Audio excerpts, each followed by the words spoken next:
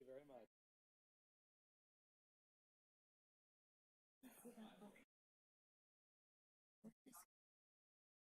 They sent it to me. They were not happy. I don't know if they're supposed to. I have enough time to get water ready. Or are we, what's the clock say? 5 minutes? Okay. Should probably take another pass at this. I drafted, but I drafted the nap. Thank you very much.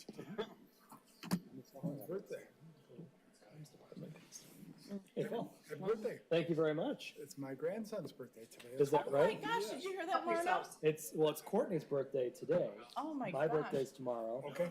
And then you said yours was Saturday. Saturday. Yours was last week. 2 weeks ago. 2 weeks ago. The last meeting. Boom. It's a good Everybody was warming up in the winter. right, yeah. New Year's Eve parties. Uh-huh. Or something. All right. We'll give Marna just a minute to come on back in and get started here.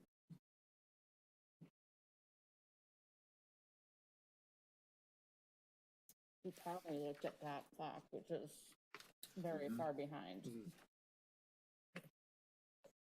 We all run on Verizon time, Yeah. except earlier this week when no one was running on Verizon time.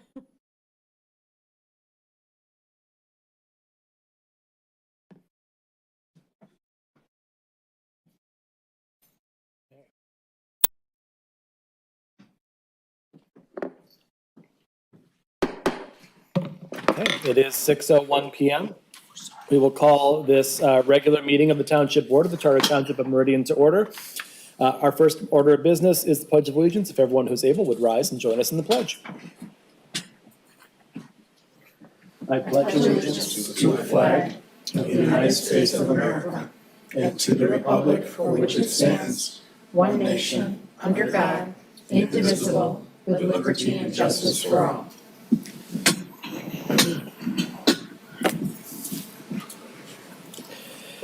Next on our agenda is item 3, a roll call. Would the clerk please call the roll?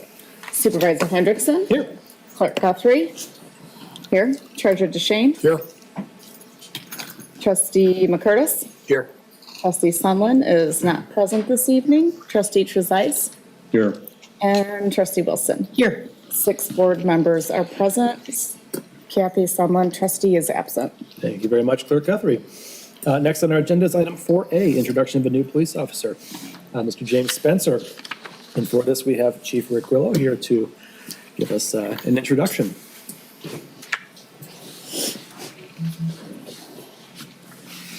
Good afternoon, everyone. I am pleased to present to you our newest officer, James Spencer. James is from Virginia originally.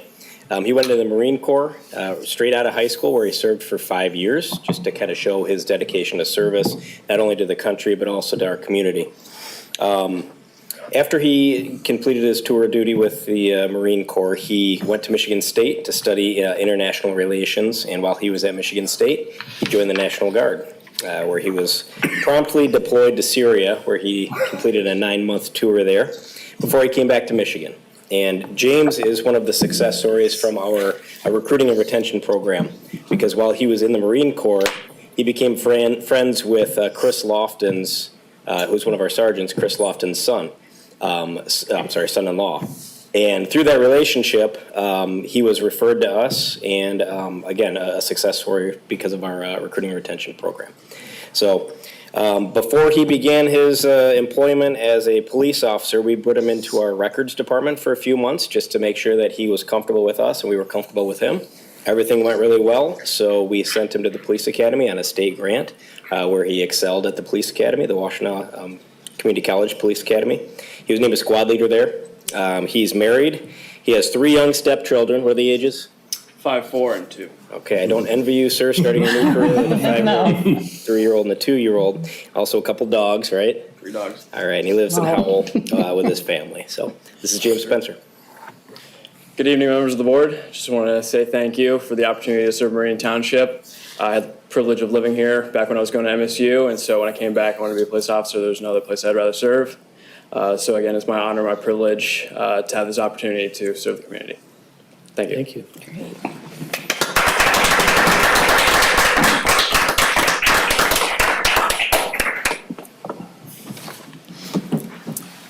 Welcome. Nice to meet you. Thank you. Welcome aboard. James, welcome to the team. Thank you, sir. Welcome again. Nice to see you again. Glad to have you back, James. Thank you, sir. You have a great name, too, by the way.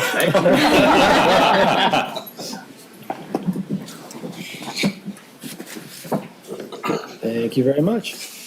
Next up is item 4B for presentation, the 2024 Community Survey results. And with us this evening, we have William St. Armor of Cobalt Community Research and Director Amber Clark here to give us an introduction. Good evening, board members. Every 3 years, we conduct a community survey, and we have successfully completed yet another community survey. This is the 2024 community survey conducted by Cobalt Community Research out of Charlotte. The memo does have an error. This is Mr. William St. Armor. He is the director of Cobalt Community Research because it is a nonprofit. So he will explain a little bit more detail about the company itself, but also provide the general overview of how to read the survey. And then we selected what we believe are the high notes of the survey in comparison to 2021, and he'll go over that as the presentation. We are asking the board members to hold on to their questions until the discussion portion, so then he can eloquently and efficiently take your questions through the survey. There might be some items that you had questions about in the survey that is not as a presentation in the packet. He will be able to go back through that through the full presentation.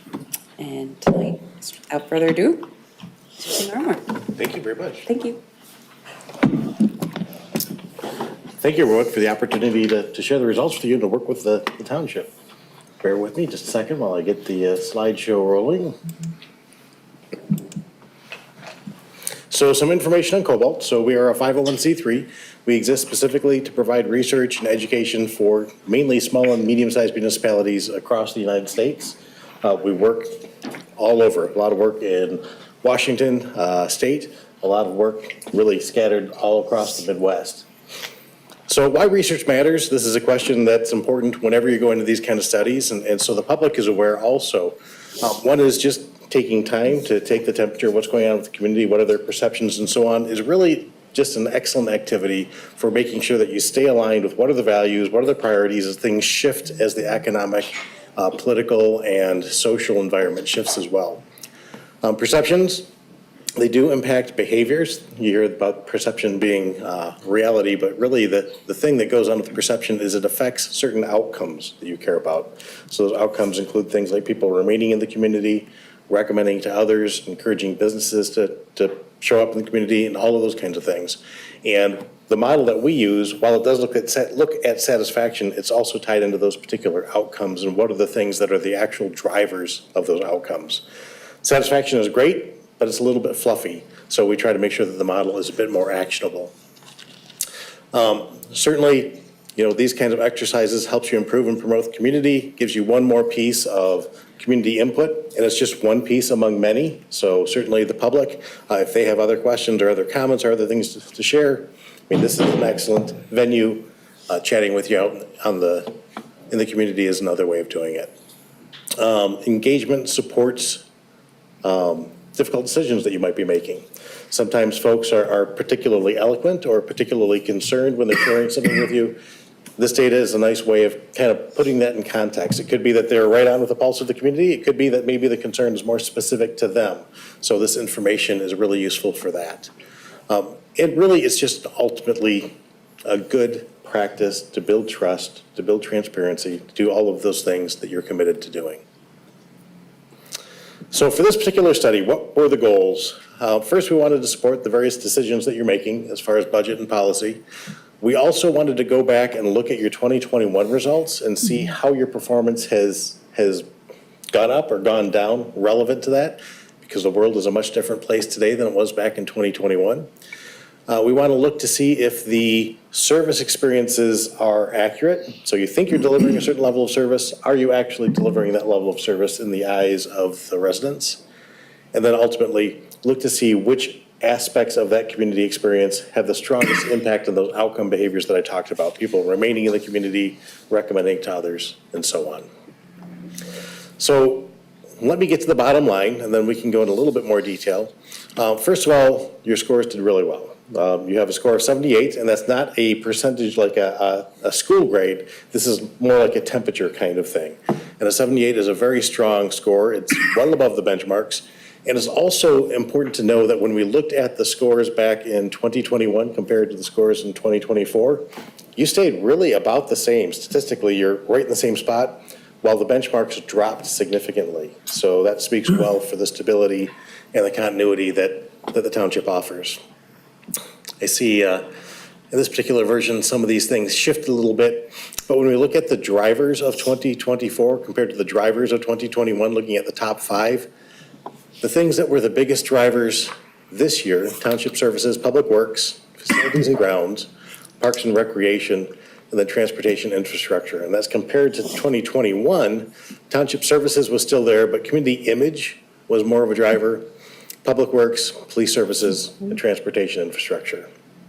So when you look at drivers, I do want to make sure that I'm clear that it doesn't mean that these are things that are bad. It means that these are things that are just the most strongly connected with overall satisfaction.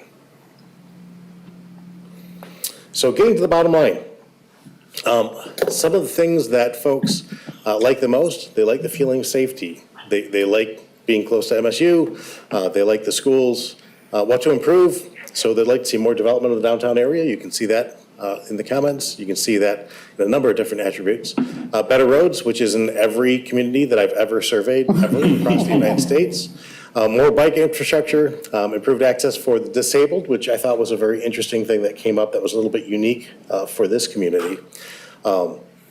Community center came up a lot, and there were a number of mentions around a pool. Looking at the cultural events, what would they like to see more? Music was a big theme in the comments, and that's in general, more diversity. They also want to see more diversity in terms of dining establishments, less fast food. That's something that we also see. A lot of independent restaurants, the desire for those independent shops, all of that tends to be something that is pretty common right now. As far as services that they want to see online, permit submission, rental inspections, code enhancement came up most often.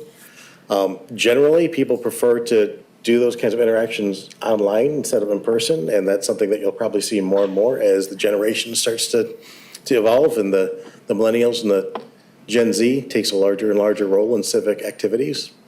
Looking at zoning for the Meridian Mall and what kind of uses would people like to see. Public facilities, research development facilities, residential housing, and also recreation, which didn't make it on this, but that's another one that came up.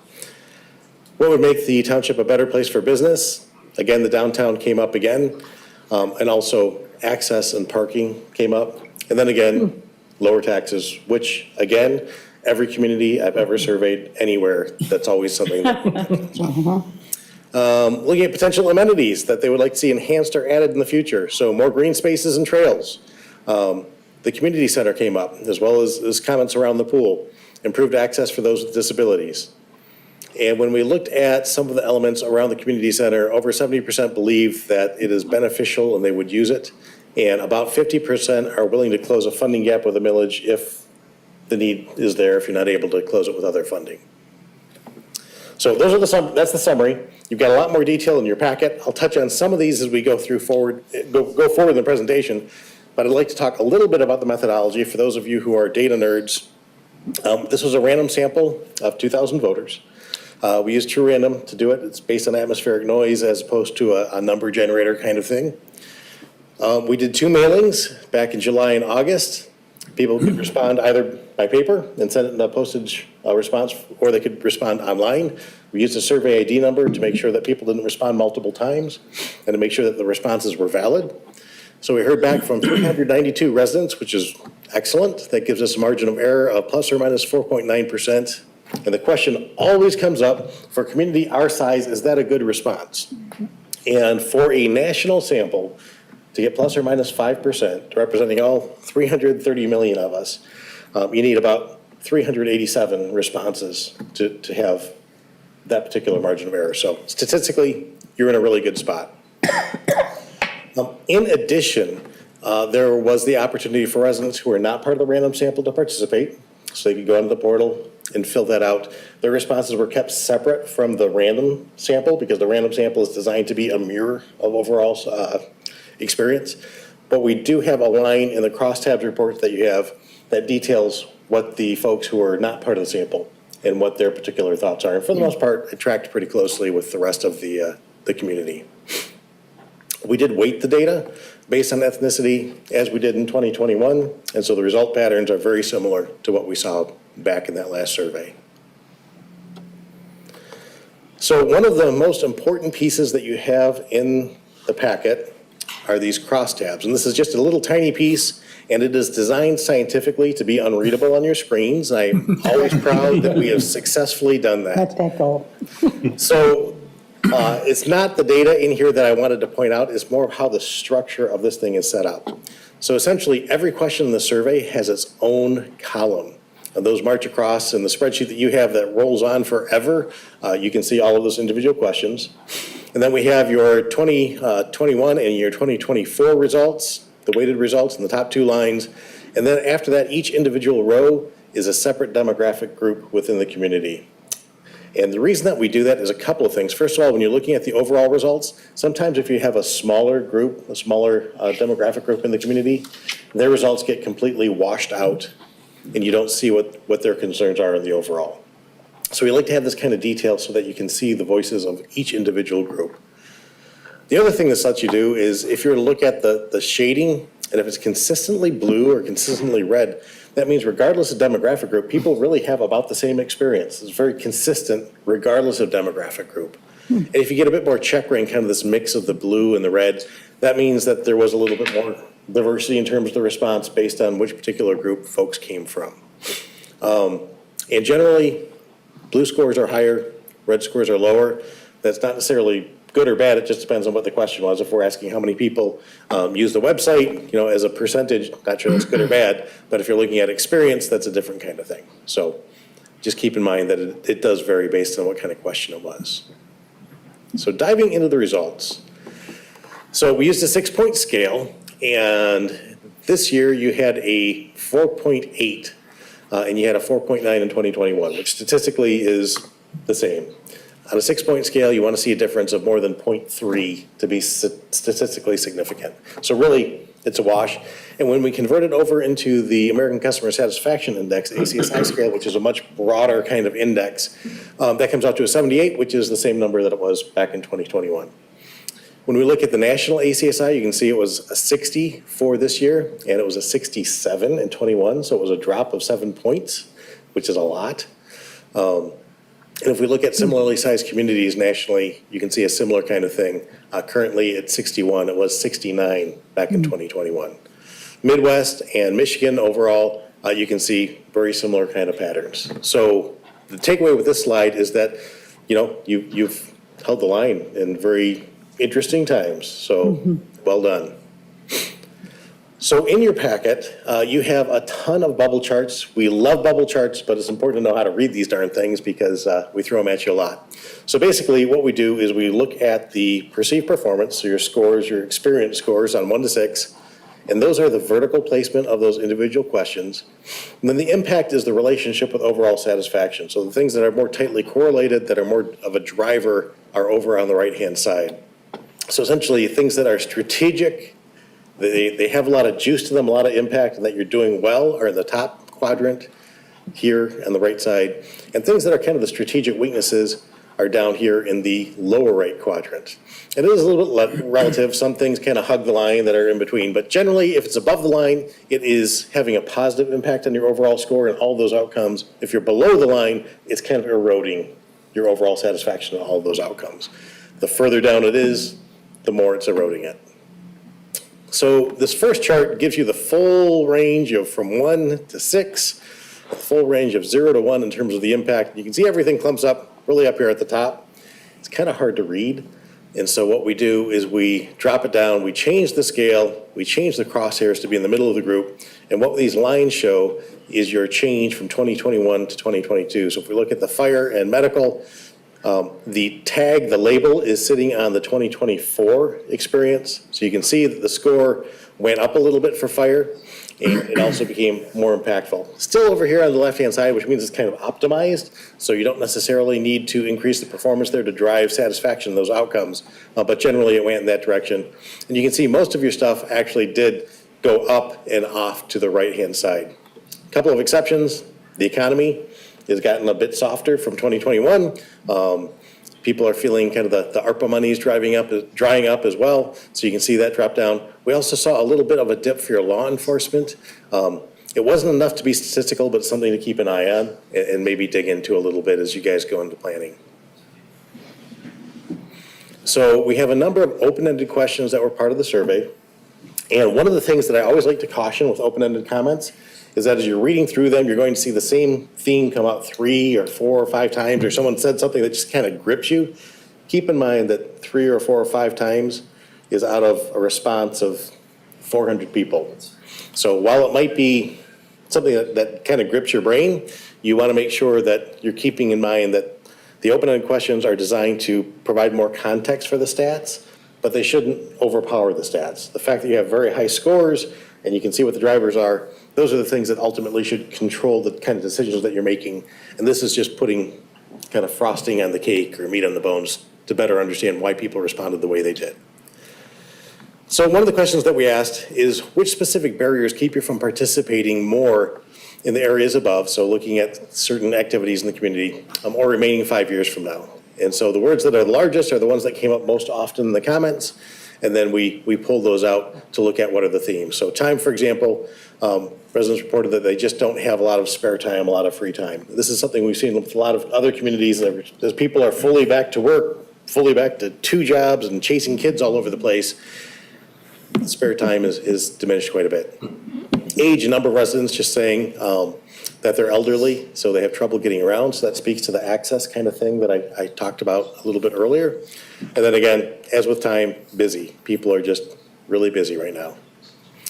What are the top improvements the township should prioritize? You can see downtown, roads, and community are the big 3.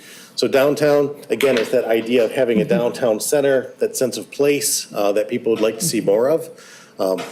They want to see more restaurants, shops, markets, all of that kind of stuff. Roads, the community would like to see improved road conditions, as I said earlier, as does every community everywhere that I've ever worked with. That is something that continues to be an important piece for you guys. And they would also like to see the expanded bike lanes and more traffic enforcement, particularly as you're mixing the bikes and the traffic together. Community, they want to have that community center. So that is something that people are really interested in. With all of the kind of things that we dug into and that's been talked about. Cultural events, we talked about that a little bit in the summary. So festivals, music, food, those are the big 3, and you can read the details of those on your own. Law enforcement, I mentioned that we did see some of those scores dip a little bit. Keep in mind that 0.3 is kind of the threshold for being significant. These don't quite cross that, but that is something to keep in mind. The transparency has gone up from the last score, but some of these other areas, it could be increased enforcement's going on, more tickets. People are just out in the community more often, and so there's more opportunities for things to go sideways for them. But that is something just to think about a little bit more. As we look at the crosstabs for those, you can see that for the most part, these are still in the optimized, so these aren't drivers. So while the scores dipped a little bit, they're not things that are causing issues from a satisfaction and an outcome standpoint, with the exception of the transparency. As I mentioned, we saw that score is one that's going up, and it's right on the line, so it's not having too much of an impact, but it is the biggest driver of all of the law enforcement dimensions that we talked about. Transportation infrastructure, we saw some gains there, particularly along the lines of street surface maintenance. So that's nice to see that the efforts are being recognized and are paying off. When we look at the breakdown in the scatter chart, you can see that most of these are below the line. Things that are the most impactful, actually CATA is something that is pretty impactful. And then also the street tree maintenance was something that came up as a fairly strong driver as well. The other things are kind of optimized, even street surface maintenance, even though that was your lowest score. You can see, it's not really the driver for the community right now. Looking at community amenities to add or enhance in the future. So the big things there, you can see the walking and biking trails, sidewalks, indoor recreational space. Those are really the big 3. Looking at zoning uses for the Meridian Mall, what are the top areas there? See the recreational sporting uses, public facilities, educational institution, and brewery. asking them if they feel the Meridian Township would benefit from a multi-generational community and a senior center. We can see that about 70% said yes, and fewer than 30% said no. For those of you who are doing the quick math in your head, the difference between those are folks who didn't respond to the question. Would you use the facility? And you can see a similar kind of thing. 70% said yes, under 30% said no. And then what features would you like to see? You can see those listed out. The biggest ones are the low-impact workout area, the courts, and the dedicated senior citizen area. And then another word cloud, this is the other. You can see the other down here, but what are some of the other things that they mentioned? You can see pool, music, and community. As far as residents don't want necessarily to have the community center combined, there are a few folks that wanted to keep them as separate places for the seniors and for the rest of the community. But again, this is just diving into that very small other category.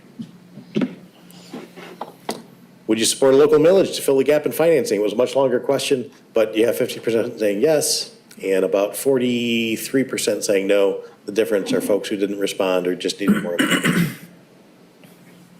Okay, we'll come back for questions in a little bit, but that was the whirlwind tour of kind of the top takeaways from the survey. Thank you very much. You're very welcome. Board will save our questions for our discussion, which is coming up later in item 13.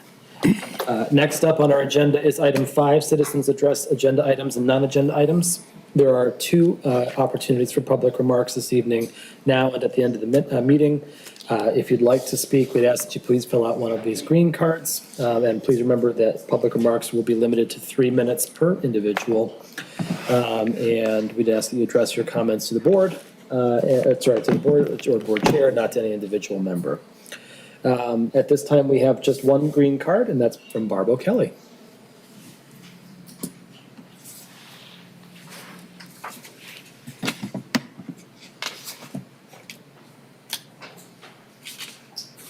Thank you. Thank you, Scott. Thank you, board. Mainly, I'm just going to give kind of a summary of the email that I hope you received this afternoon. I'm sorry it was late. I didn't realize, I should have known from watching the video of Tuesday's meeting that the community survey would be addressed tonight. And so your email is a little garbled in places too. I'm Barbara O'Kelly, and I live at 2576 Woodhill Drive. As you know, I'm on the advisory board for the current Meridian Senior Center. And what you might not know is that my professional background includes considerable experience and expertise in survey research. I have done them and interpreted them and so forth. So I want to wave kind of a yellow flag about interpreting the results of the survey for the purposes of understanding the entire community.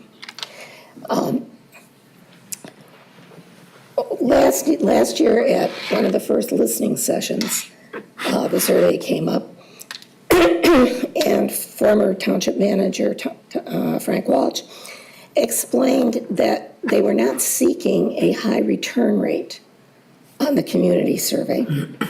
That was not a goal. The board was primarily interested in hearing from those citizens who wanted to be actively involved and wanted their voices heard. Those are the folks like me that come and ask you for things and feedback things, and there are quite a few of us. And the results that you got, I think, meet that goal admirably. And the statistical significance is fine for comparing the 21 results, which I think were conducted in about the same methodology, and the 24 results. And so you can see things like, sorry, Tim, but on building inspection, virtually every demographic group rated that somewhat lower than other responses on the survey. Another crosstab result that caught my eye was generally get very high feedback on law enforcement, but the 18 to 24-year-old category had, I'm sorry, it was on building inspection, but the 18 to 24-year-olds had results. I would be very happy to answer any questions you have, but I urge you not to consider this survey as the representative of the entire community. It's representative of us activists. Thank you. Any other members of the public wishing to speak this evening?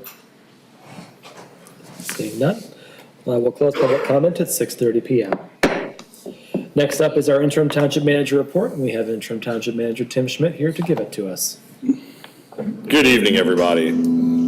So a couple things. I kind of want to start with just how successful the electronics recycling event was recently. I had a few things in the garage my wife wanted me to get rid of. Hadn't been to this event before, and so I pulled up and I saw a lot of cars going in a lot of different directions, and I kind of just had to find someone to, I don't know what I'm doing. Can you point me in the right direction? It doesn't happen without a bunch of wonderful volunteers. They were all super nice. It was a wonderful day. Very short line, very long line that went very quickly and was in and out. Got rid of 2 old Roombas, a laptop, and some phones. So it was very nice. So highly recommend it if you have some old electronics, keep them for next year, and they can be put to good use. Our road paving is done for the year. We have officially finished all of the paving we're going to do. There are still manhole adjustments that need to be made and some restoration around certain streets, but the paving is done. It's been a very successful year. We are now paving 3 parking lots for our parks department, just because the pricing is excellent, and we were able to make that happen. And so that's going to be a ongoing thing that we look at every year now, is where do we need to make parks improvements if we still have good pricing and the contractor's willing to hold that. The Heritage Festival is this Saturday from 10 to 4 at the Historic Village here at Town Hall. We will hopefully clear out all the employees' vehicles and work vehicles, so there's plenty of parking. Come on down and enjoy it. It'll be a good time. And then on Sunday is the fire open house, the Central Fire Station from 10 to 2. 2 last things I want to point out. I'm sure everyone already knows this, but I would be remiss if I didn't point out that the MSU to Lake Lansing second phase of the trail is open from Grand River up to the service center on Okemos Road. It's phenomenal. My running group used it Monday night. It's a great addition to the community. And then lastly, I want to point out that our Community Development Block Grant, Housing Improving Local Livability Homeowner Improvement Project, we are getting ready to send out a mailing on this. So if you get something in the mail and have interest in potential low interest or grant funding from the state to improve your home, if you're in one of the targeted neighborhoods, please give us a call or check it out on the website.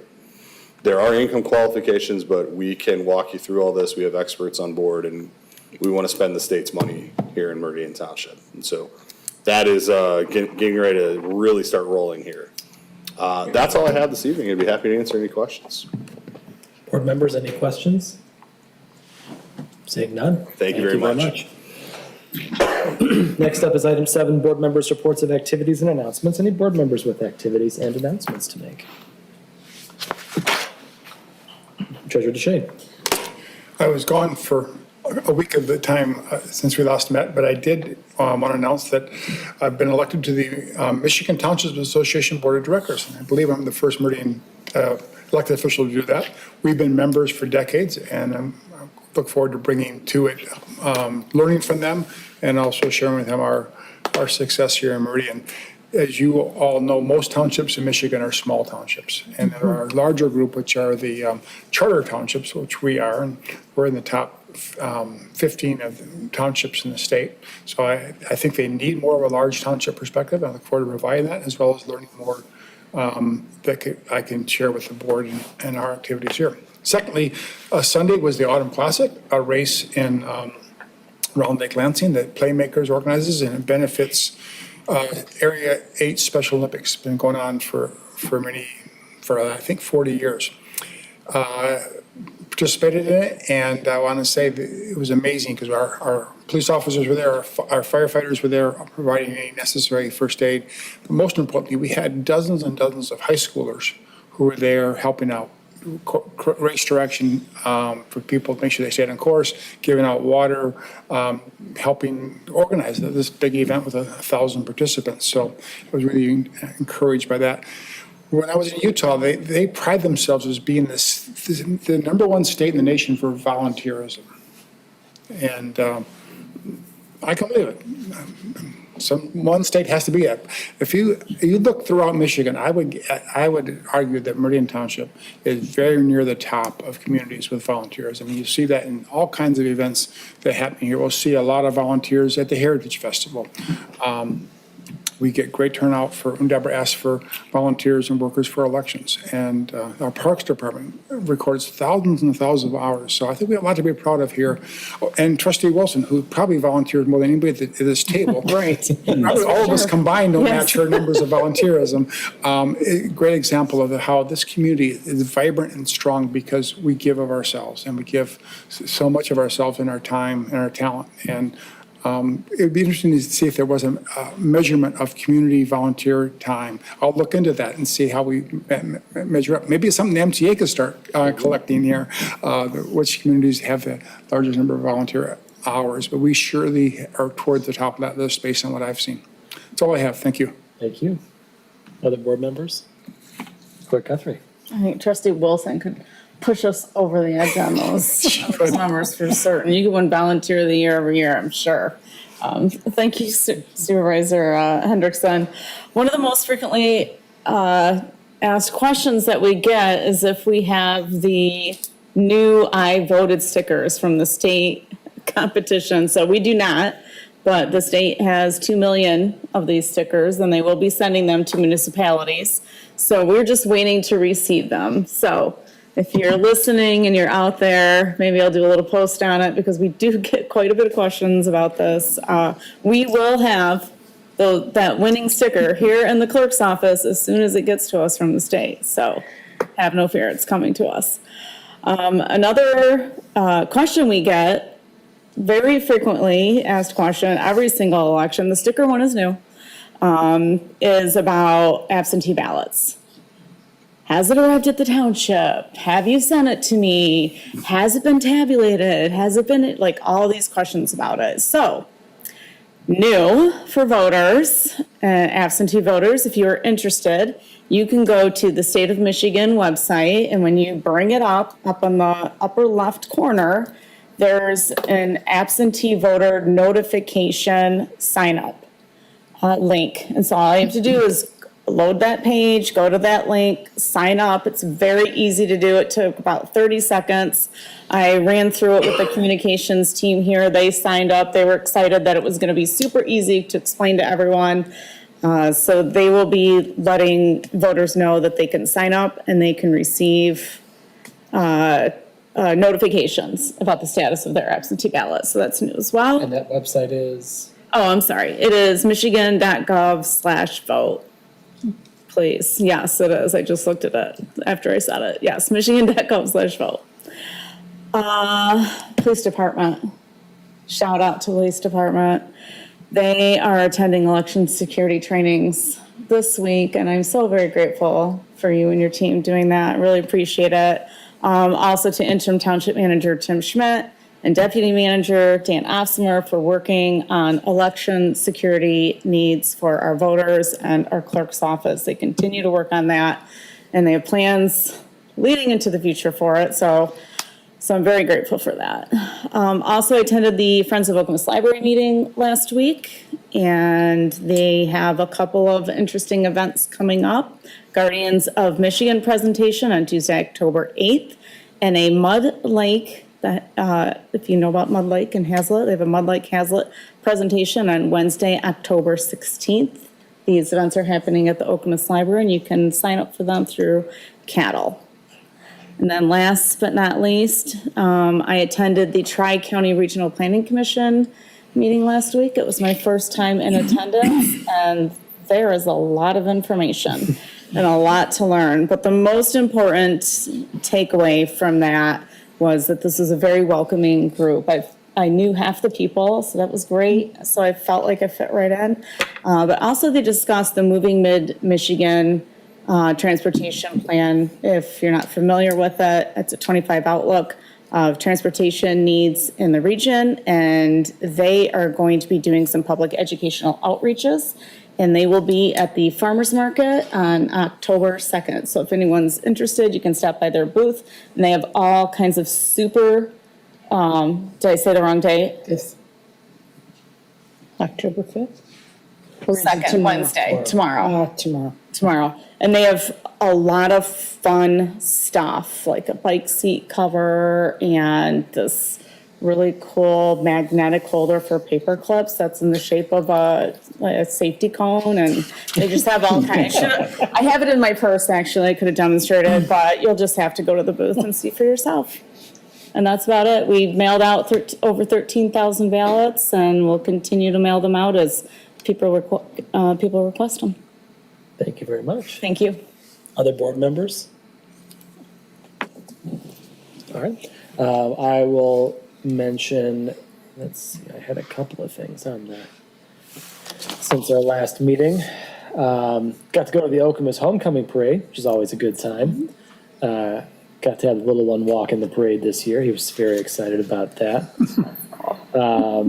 Saved some candy for dad and brother at the end, which we appreciated. On Tuesday, the 24th, we held our inaugural rededication for the Senior and Community Center Task Force, reconstituted, which a number of folks were in attendance for. So thank you to members of the public who came out for that. We're going to do some good work over the next 6 months or so. Let's see. Had a productive meeting with Michigan State University, and there was some ongoing conversations about new things that they're doing in the area, ways that the township and the university can seek to become better partners over the next couple of years here. So we've got some exciting new things coming, which we'll of course bring forward as they germinate a little bit more. And poked my head in just for a moment at the volunteer appreciation event that our Parks and Recreation Department put on.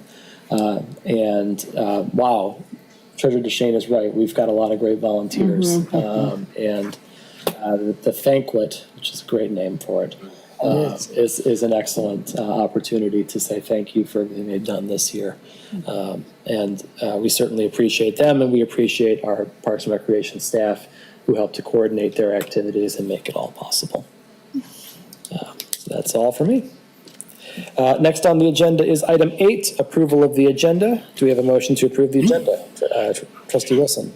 I move to approve the agenda. Do we have a second? Second by Trustee McCurtis. Any additions or changes to the agenda? Seeing none, all those in favor of the agenda say aye. Aye. Any opposed? Agenda passes.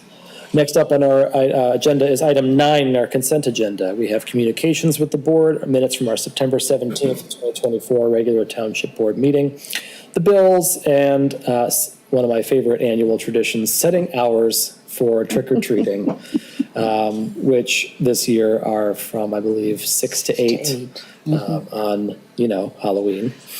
Do we have a motion for the consent agenda this evening? Trustee Wilson. Move the consent agenda. Do you have a second? Support. Supported by Trustee Trezise. Any comments on the consent agenda or discussion? All right, seeing none, we do need a roll call vote for the consent agenda. Clerk Guthrie, will you please call the roll? Supervisor Hendrickson? Yes. Clerk Guthrie votes yes. Treasurer DeShane? Yes. Trustee McCurtis? Yes. Trustee Trezise? Yes. And Trustee Wilson? Yes. Motion carries 6-0. Okay. Next up on our agenda is item 10, questions for the attorney. We have none. Item 11, hearings. We have none. So that brings us to agenda item 12A, which is the ARPA funding reallocation action item. And for this, we have interim manager Tim Schmidt. Thank you, Mr. Supervisor and members of the board. So as we near the end of 2024, which pursuant to the guidance that's been issued, we need to have things obligated by the end of the year. We're sort of bringing forward the last plan based on our previous discussion and actually something that's come up in the interim to allocate the remaining ARPA dollars. And so what we would propose at this point is investing $262,850 into the water main project for Chili's and Olive Garden. This is an interesting water main because it's failed a lot recently. Yeah.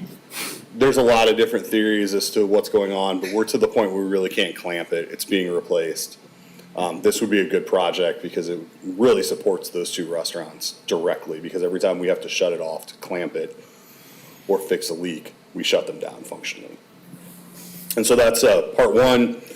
Part two, in order to continue the senior and community center allocation, what we're recommending is making a general fund, reducing the general fund transfer to the local roads by the amount remaining in the allocation to the senior and community center, which is $124,493.49.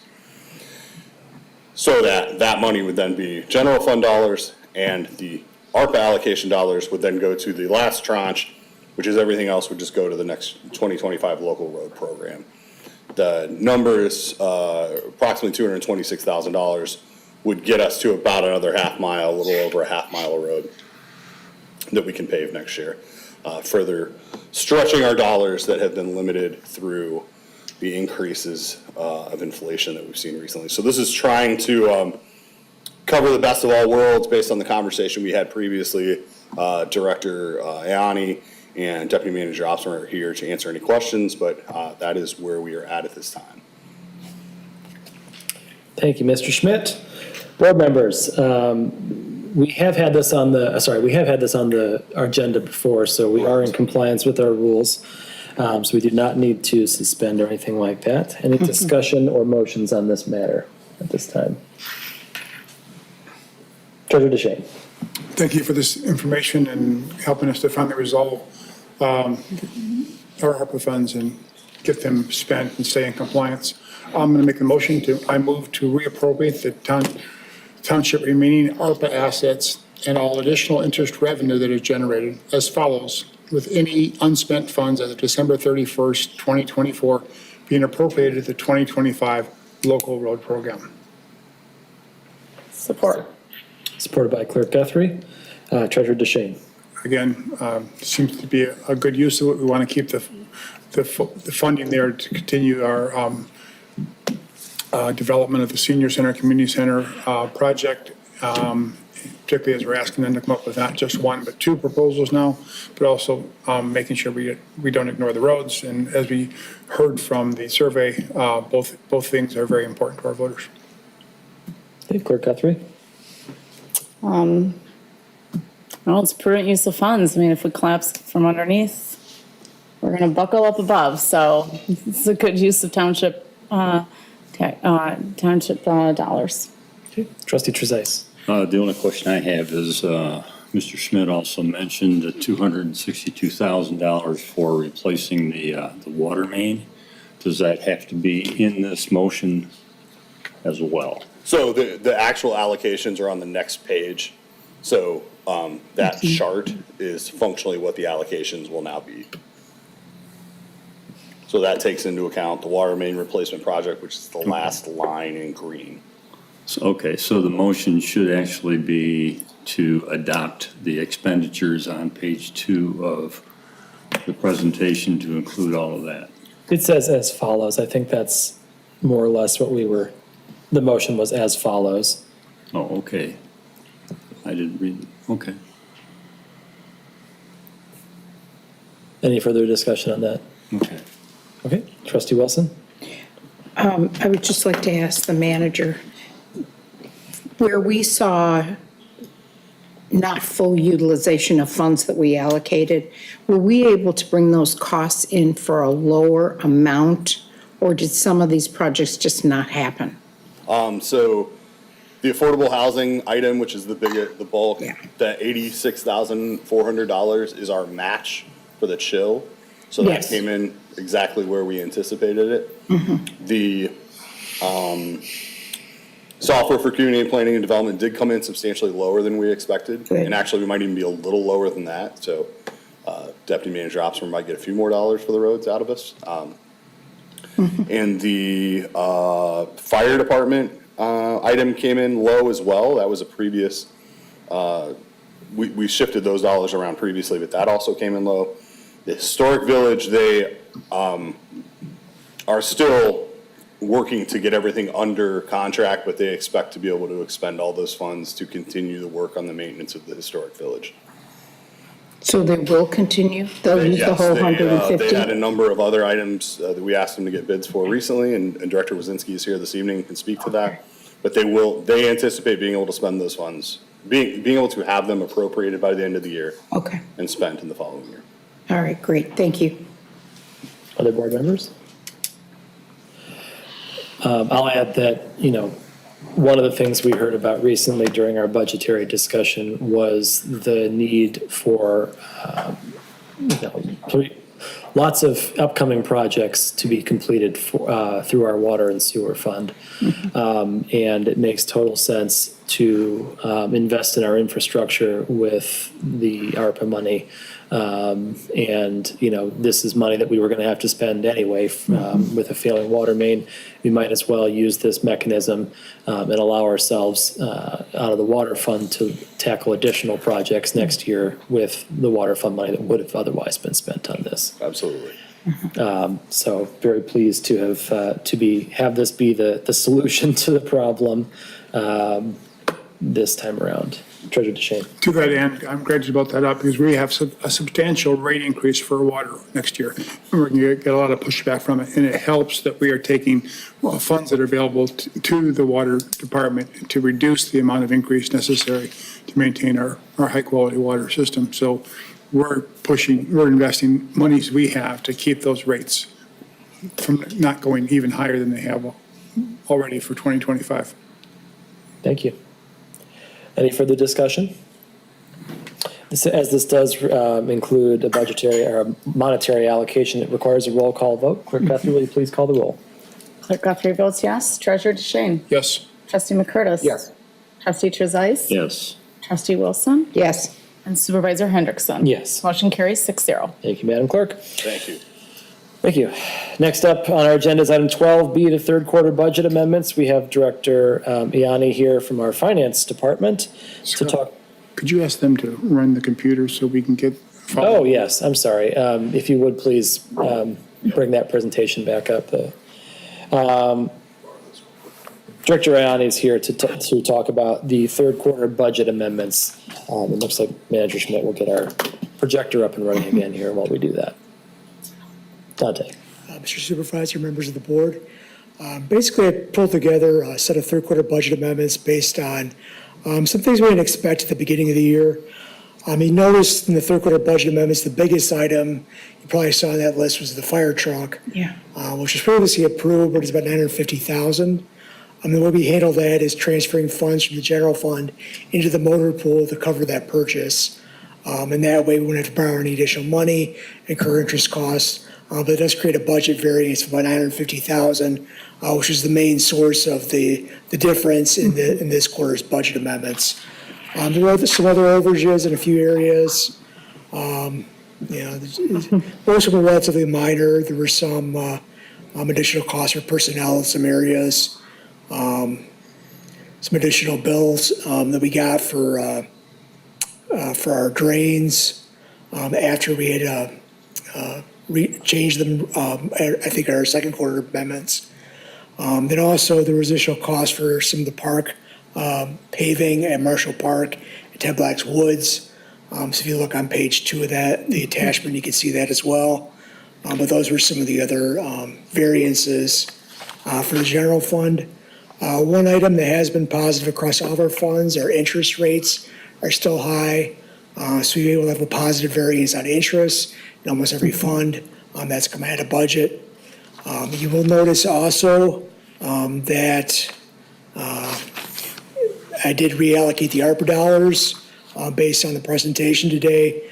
So that's on the page headed by revolving energy fund. So if you look on that page, you can see the ARPA allocations based on what was discussed in the previous presentation. Some of the other variances, there were a few overages in some of the special revenue funds and debt service funds have been coming ahead of expectations. Enterprise funds, some of the expenditures were a little high, but some of that's been offset with interest and some other pluses to revenue. I did have one change from the motion that I prepared for you. Based on the previous presentation, I would also recommend reducing the transfer from the general fund to the local road program by $124,494. I do have an amended motion for you as well, making that change. It'll help to offset some of the costs from the fire truck that came up in this set of budget amendments. And we're still keeping our commitment to the voters for the local road program because we are backfilling that with ARPA dollars. They're kind of one-time monies that need to be spent. Okay. Questions for Director Ianni? Trustee Wilson. So the $950,000 for the fire truck, will that be restricted within the motor pool? So that will be the sole purpose of the transfer of those funds? Yeah, it's just noted that that's what it's for in the budget amendment, so I did put that language in there. It will be a transfer to the motor pool, and they can't spend it for other things. Okay. Thank you. You're welcome. Other board members with questions? Well, we knew that one was coming. Yeah, we That's did. certainly the largest of the changes here. And, we saw some additional overages, but nothing that's, a huge red flag telling us that we need to take a look at how we budget. This is pretty much within the bounds of what I would have expected, given what we know is going on. So thank you for preparing this. It sounds as though you've got some changes you'd like us to make to the motion. Can you talk us through those, please? Yes, the motion would be moved to approve the attached 2024 third quarter budget amendments with a decrease in budgeted fund balance for the general fund in the amount of $866,968, which projects a use of fund balance of $1,588,365 based on 2024 results. The projected fund balance December 31, 2024 will be $10,764,000. Sorry, say it one more time. $10,764,158, which will include a reduction of $124,494 in transfer from the general fund to the local roads program. 124,494. Correct. All right. I'm sure everyone was furiously writing down all those numbers. Do you have that written? Yeah, I got it written down. I was gonna say, I can repeat them, or? We're playing Mad Libs with the numbers here. Treasurer DeShane. Director, what are the terms of the payment on the fire truck? Are they requiring most of this payment now or upon delivery? My understanding is it's due on delivery. We're taking delivery in December. So we'll need those funds then. But by reducing some of the transfer money we'd be making out of the general fund to the local roads program, that'll cover part of that overage. Good. So that'll kind of reduce what we're expecting to spend by the end of the year. So we can hold on to it for another 2.5 months then? Yeah, I'm expecting we'll need it till later in the year, probably more towards November, December. Great. Terrific, thank you. Thank you. Trustee Wilson. I recall Chief Hamill telling us that he looked at carrying interest on this and financing it, and the cost was prohibitive. Oh, yeah, I concur. Yeah, so he wanted to pay it in cash up front. It makes sense to do that, but $1 million generates at today's rates $60,000 in a year in interest, and that's $5,000 a month. So we'll hold on to almost $15,000 by paying 2.5 months from now. Thank you. All right. Do a motion for the budgetary amendments. Trustee Trezise. See if I can figure out your scratchings here. Move to approve the attached 2024 third quarter budget amendments with $866,968, with a decrease in budgeted fund balance for the general fund in the amount of $866,968, which projects a use of fund balance of $1,588,365. Based on 2024 results, the projected fund balance at December 31, 2024 will be $10,764,158, including a reduction of $124,494 in transfer from the general fund to the local roads program. Support. Supported by Trustee Wilson. Any further discussion? All right, the motion is to make those changes to the third quarter budget amendments. This does have a financial impact on the township. The clerk will please call the roll. Treasurer DeShane. Yes. Trustee McCurtis. Yes. Trustee Trezise. Yes. Trustee Wilson. Yes. Supervisor Hendrickson. Yes. And the clerk votes yes. Motion carries 6-0. Thank you very much. Thank you, Director Ianni. You're welcome. Next up on our agenda is item 12C, with the resolution to authorize issuance of general obligation unlimited tax bonds. And for this, we have Deputy Township Manager Dan Opsimer. Mr. Opsimer. Thank you, Supervisor Hendrickson and board members. So before you this evening is the resolution to authorize the issuance of our final series of general obligation unlimited tax bonds. So when we first passed the new local road millage in August of 2019, our plan was to bond in 3 phases. The first for the first 3 years of construction, second for the following 3 years of construction, and looking at where we are at, essentially we are likely bonding for 26, 27, and a partial year, relatively speaking, to what a full year looks like in 2028. So as you can see, we are bonding for the full remaining amount that we may issue bonds for, so that would be $10,239,532, bringing us to our total of $35.2 million that we are authorized to bond for.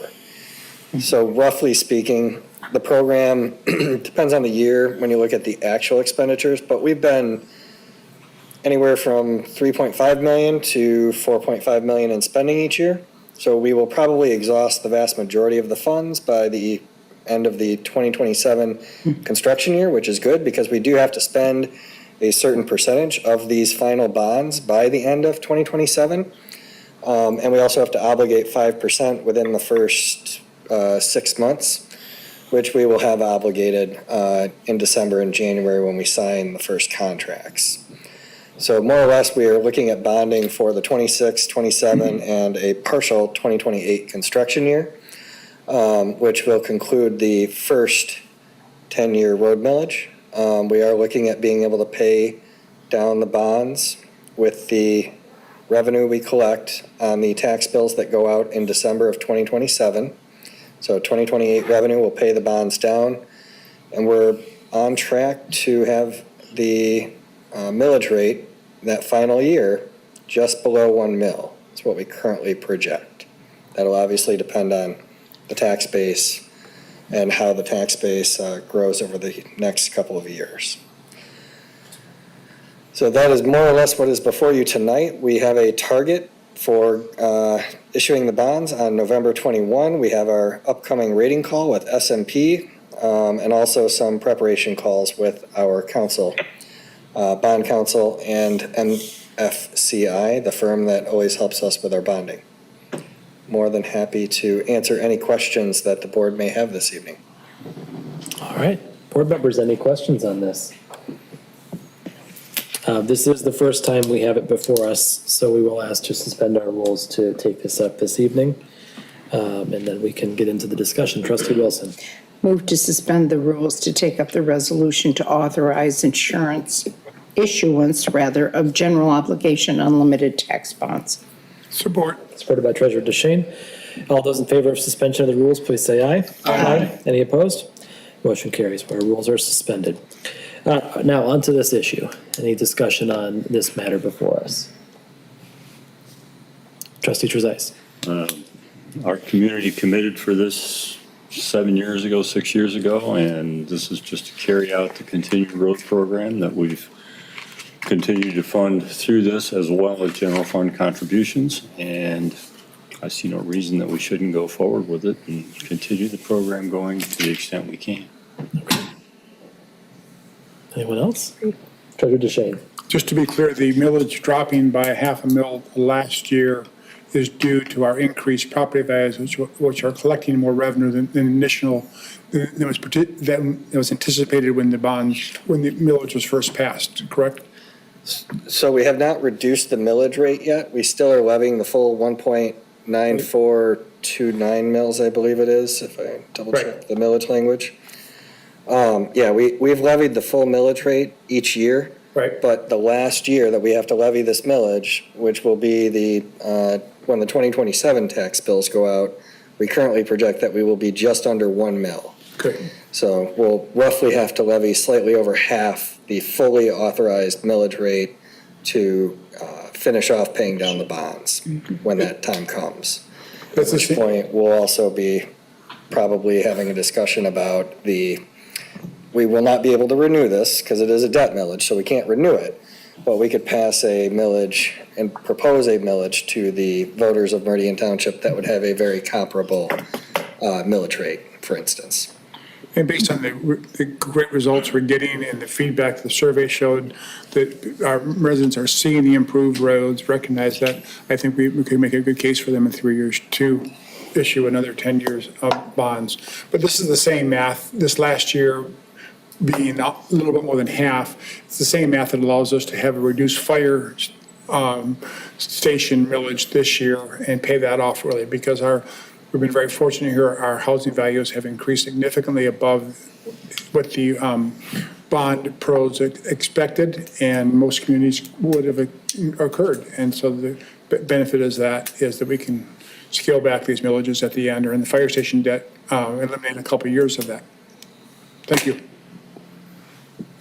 Okay, any other discussion? Or a motion? Trustee Wilson. Move to approve the resolution to authorize issuance of general obligation unlimited tax bonds, Series 24, in the amount of $10,239,532. Support. Supported by Trustee McCurtis. Any other discussion? Well, I will simply say that this is essentially a pro forma activity by us to, fulfill the will of the voters when they passed the bond issue some years ago. And I will challenge Mr. St. Armor and the audience that in 3 years or 6 years, we want to be the first community where roads do not come up on the list of things that are better. And hopefully we'll fulfill that. Is that a challenge for him or Dan? That's a challenge for Dan, but we'll see if Mr. St. Armor can help us to, I've got a desk upstairs, you can join us. All right, seeing no other discussion, and this does require a roll call vote. Clerk Guthrie, will you please call the roll? All right, Trustee McCurtis. Yes. Trustee Trezise. Yes. Trustee Wilson. Yes. Supervisor Hendrickson. Yes. The clerk votes yes, and Treasurer DeShane. Yes. Motion carries 6-0. Thank you very much. Thank you all. Next up on our agenda is item 12D, the Transportation Commission dissolution. We did talk about this at our last meeting, and here again is Mr. Schmidt. I have nothing further to add to this item. This is, we did research the history of this, and it was essentially created as a ad hoc committee. There is no statutory guidance. There is no ordinance guidance here. So this is simply something that the board can choose to dissolve, and at any point can easily reconstitute either a standing or a subcommittee or ad hoc, however we want to do it going forward if issues arise. Thank you very much. Thank you. Treasurer DeShane. This was originally called the Ready Right Committee, and then it became the Transportation Committee, because I think Supervisor Stika shared it at first, and then it went on to become the Ready Right, or became the Transportation Commission and addressed more than Ready Right. But it's remarkable bringing this up tonight, dissolving it, because one of the high scores on the community survey was for the Ready Right. So our residents are using it more, they recognize it, they appreciate it, and they really value it. So the committee really did its work extremely well. They created a very strong relationship with CATA. CATA in turn had a new director who, and his associate director, who in turn were very responsive. The Transportation Commission and CATA work very closely together. Because there's no Transportation Commission, I've asked the CATA director to speak before the entire board in the next couple of months and give us the update that they normally would have given to the Transportation Commission. But I think we can resolve this with a clear conscience. The work they did was done, and as you pointed out, Director Schmidt, is we can reconstitute if necessary. And depending on what happens with CATA, it might be necessary some years on the road, but in the current situation, there's no need for the committee to at least to address the CATA Ready Right issues. They've been resolved. Okay, thank you. Other board members? Trustee McCurtis. I have a certain affinity for the Transportation Commission because I was served on it. Yes. And it was actually fun to serve on it because I had firsthand knowledge of seeing how things, like the crosswalk and the now I can't even think of the things that in the middle of the road where when people cross the street they can stop. The safety islands. Yeah, the safety islands. Thank you. And how we were, protecting those, making sure they were safe and the residents were safe, especially speaking of CATA, going from Meyer over across the street to the CATA station, because at that time there was a lot of construction and all that. So I liked it for the pedestrian part of it, making sure that they were safe, and also for street lights and those sort of things too. Transportation is more than just mobility; it's also making sure that our residents are safe when they are. Being that this is a walkable community, making sure that we have the proper lighting and all those things as well. So anyway, I hate to see it go, but I understand why it needs to go. But I'm glad that it did serve its purpose. And that's all I wanted to say. Thank you very much. So, all right. So I guess I've been asked to make a motion here. Sure. You don't mind. Move to formally dissolve the Transportation Commission. And thank all current and former members for their service. Support. Moved by Trustee McCurtis, supported by Treasurer DeShane. Any further discussion on the Transportation Commission dissolution? We'll simply, it's in the motion, but we will once again add our thanks to all the members of the commission for their time and their service. And if they feel a burning hole in their lives by not being able to serve on township boards and commissions, please note that there are lots of openings available on boards and commissions across many other areas. So please consider continuing your service in another way. With that, we do not need a roll call for this. All those in favor of the motion, please say aye. Aye. Any opposed? And the motion carries. Next up on our agenda is item 12E, for a police contract with Michigan State University. Are we getting Chief Grillo, or are we back with Mr. Schmidt? I'm going to stick with this one. I'm going to give him Williamstown tonight. Because this is the easier one. Because you've already seen this, and Michigan State generally agreed with what our attorneys proposed in front of them. So what you have in front of you this evening is functionally the same thing that you had last time. So we would recommend approval at this time of the master service agreement with Michigan State University. Fabulous. And just as a clarification, this is to provide additional security services for special events like football games. And does it go beyond that? Correct. I would actually defer to Chief Grillo on that item. What I will say is, from our perspective, it does ensure that we get paid in a timely fashion, and it ensures that they have some predictability for about 3 years. Chief Grillo. Yes, sir. Generally speaking, it would be mostly for football games. In the event that some other big event came up, then it does leave us some leeway to have a framework for how we charge for that. All right. Very good. Any other discussion? Trustee Wilson. Motion to approve the master service agreement for for law enforcement services between Michigan State University and Meridian Township for a period of 3 years, and authorize the supervisor to sign the contract. Support. Moved by trustee Wilson, supported by trustee McCurtis. Any further discussion? Seeing none, will the clerk please call the roll? Trustee Trezise. Yes. Trustee Wilson. Yes. Supervisor Hendrickson. Yes. Clerk Guthrie votes yes. Treasurer DeShane. Yes. Trustee McCurtis. Yes. Motion carries 6-0. Thank you very much. Before we move on, if we wouldn't mind taking a very brief recess, just for a minute or two. Thank you. Before we jump into the manager search process, I think that'd be helpful. We'll stand at recess rather at the call of the chair at 7:14.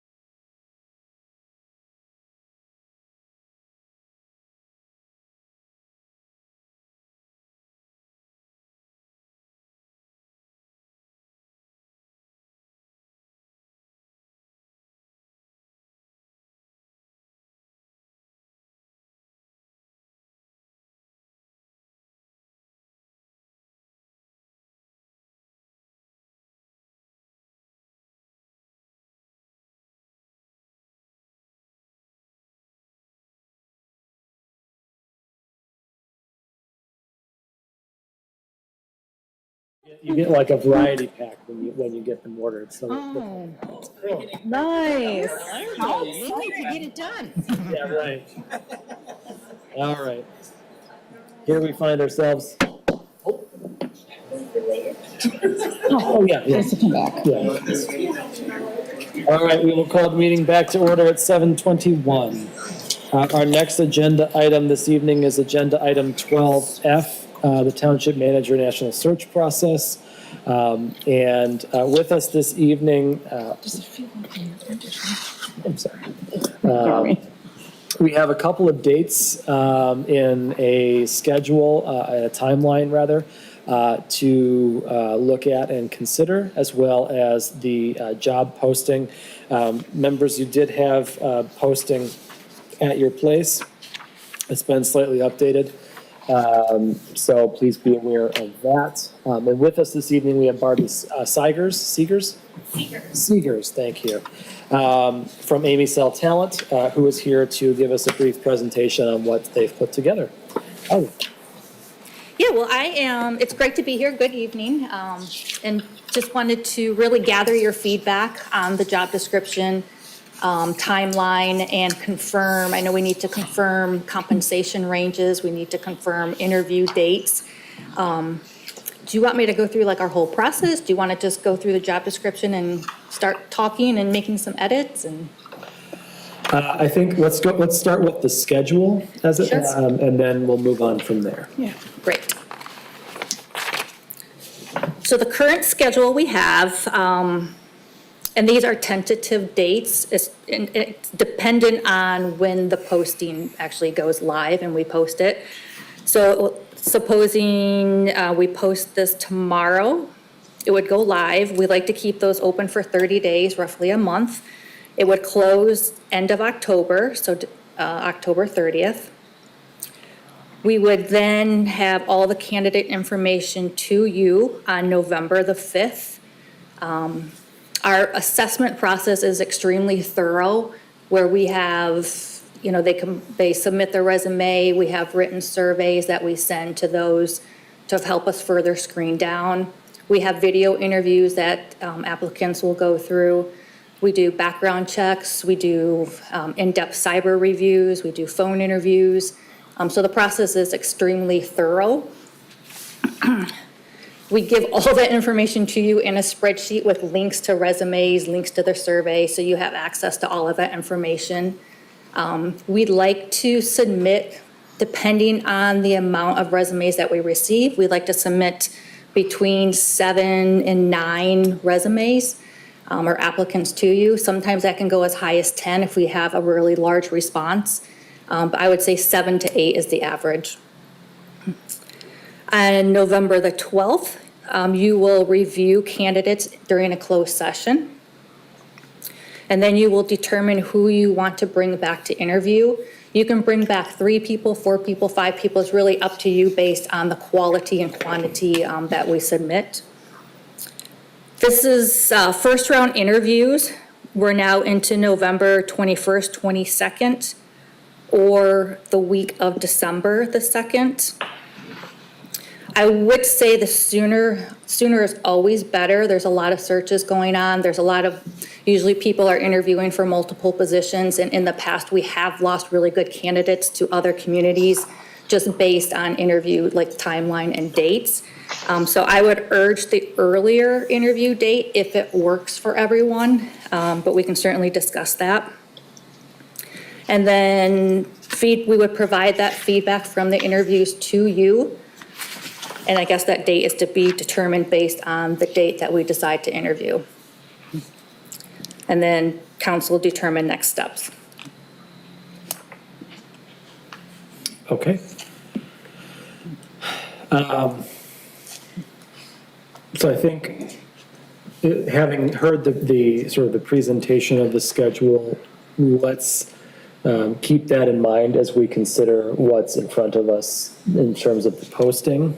And we'll circle back around to it and see how we're feeling about the schedule once we've talked about the actual posting itself. Sure, sounds good. So you want to walk us through what we're looking at here? Yeah, so I did go ahead and pass around the new, I say packet, the new posting, just based on some feedback, and to really highlight the township a little more. We added some more, I guess, oomph to the about section. So we always begin a posting with a section about the township, highlighting the strengths. So you can see there's, 4 paragraphs there. Township assets and strengths. This is where we highlight your parks, the recreation, additionally Meridian Township, and then there's 6 or so, 7 bullet points, I can't count, with some highlights of what is so great about Meridian Township.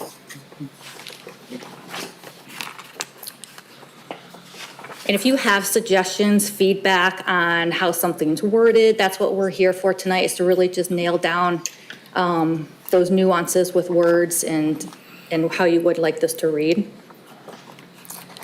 The next section is the about the role, so that goes into you're seeking the township manager, those skills and experiences and traits that are important,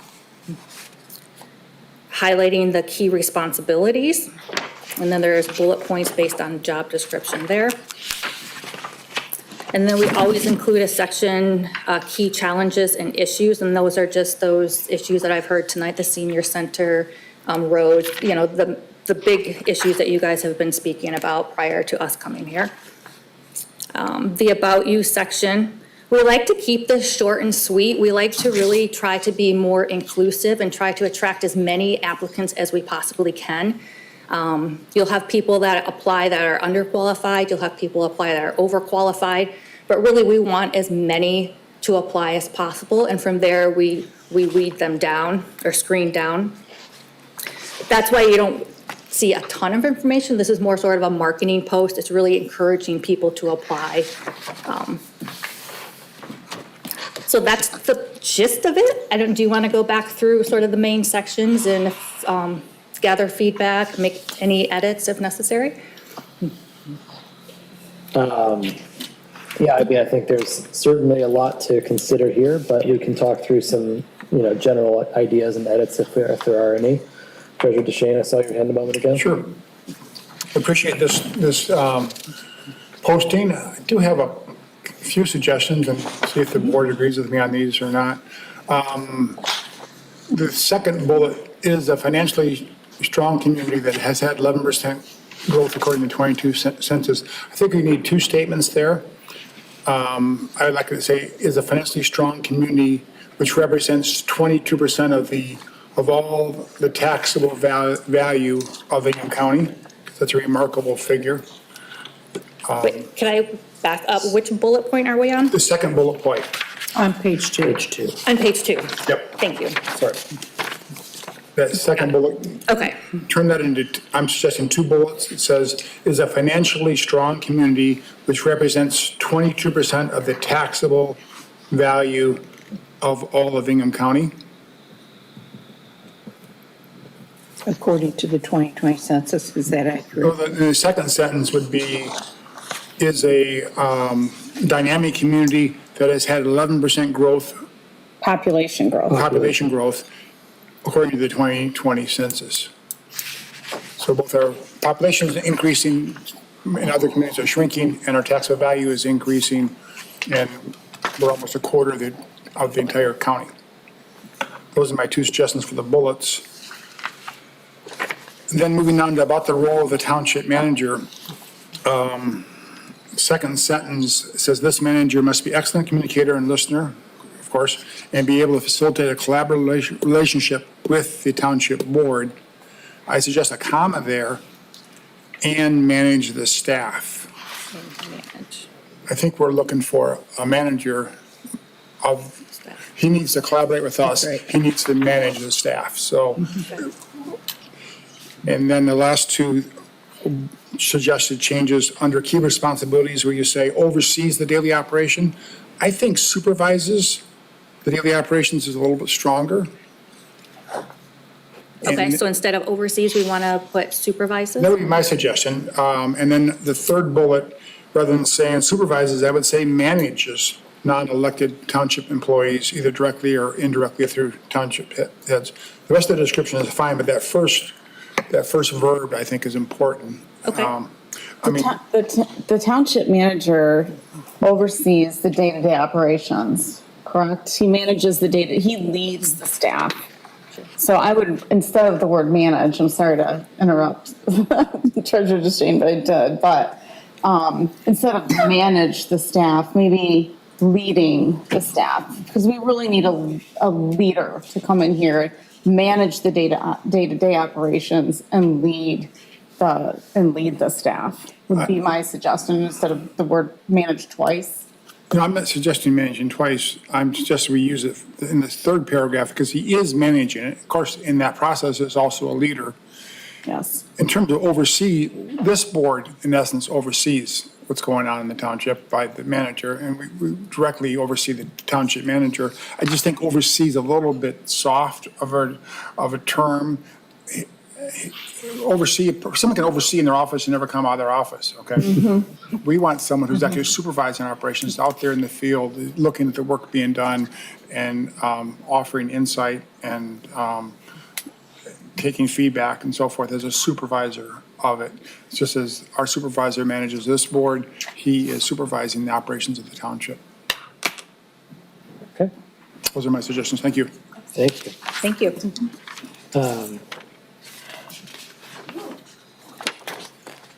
All right, Clerk Guthrie. I don't know where to begin. Thank you, Supervisor Hendrickson.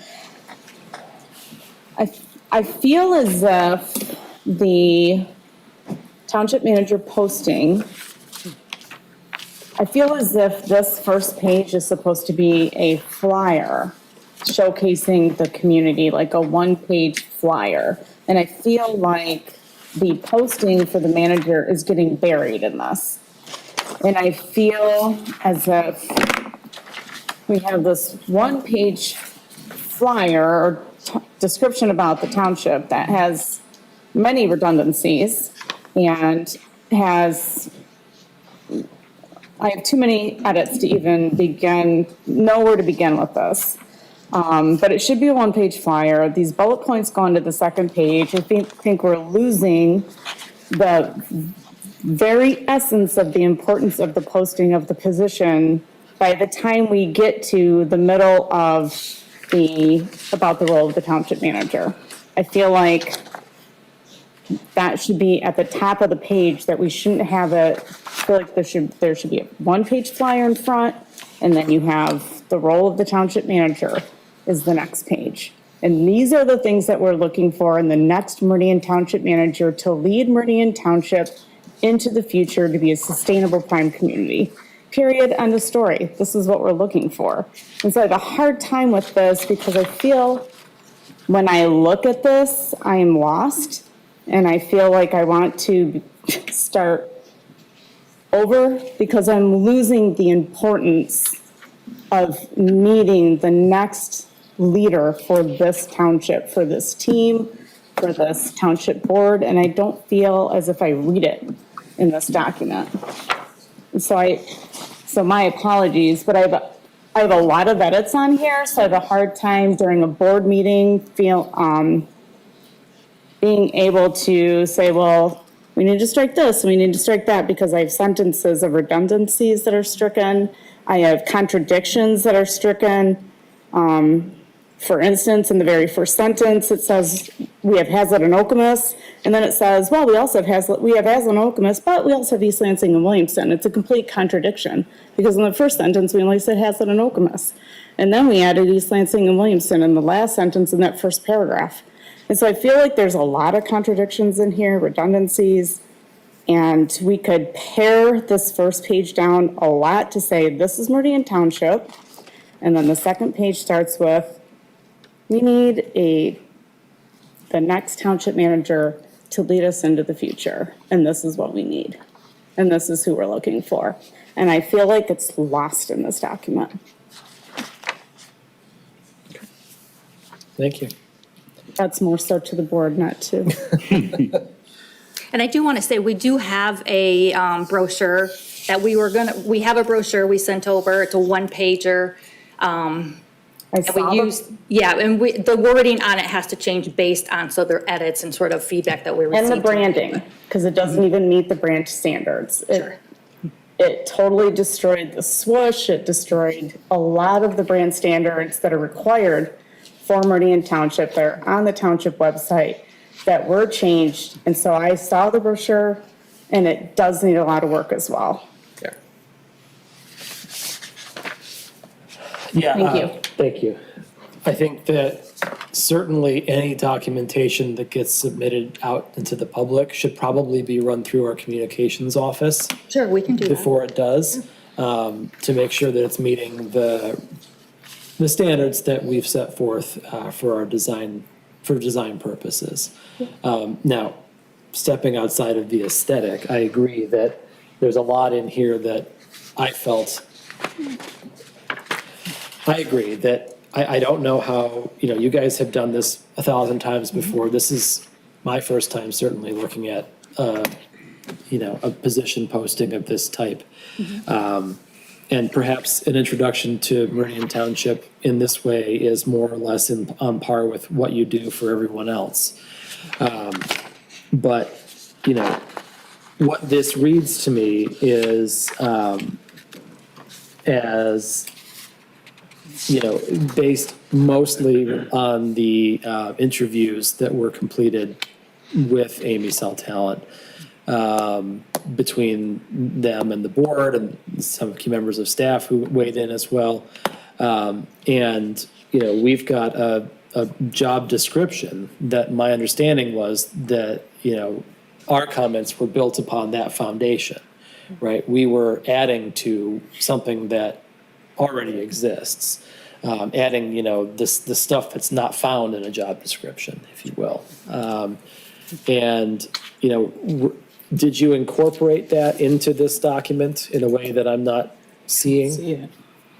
Yeah, we did. So when we did the intake interviews with all of you and then the directors and key staff members, we developed the rubric, which you'll find on, this was also sent, I don't think I sent it tonight, but we have the rubric at the criteria that, so municipal experience, communication skills, project management skills, project, qualities.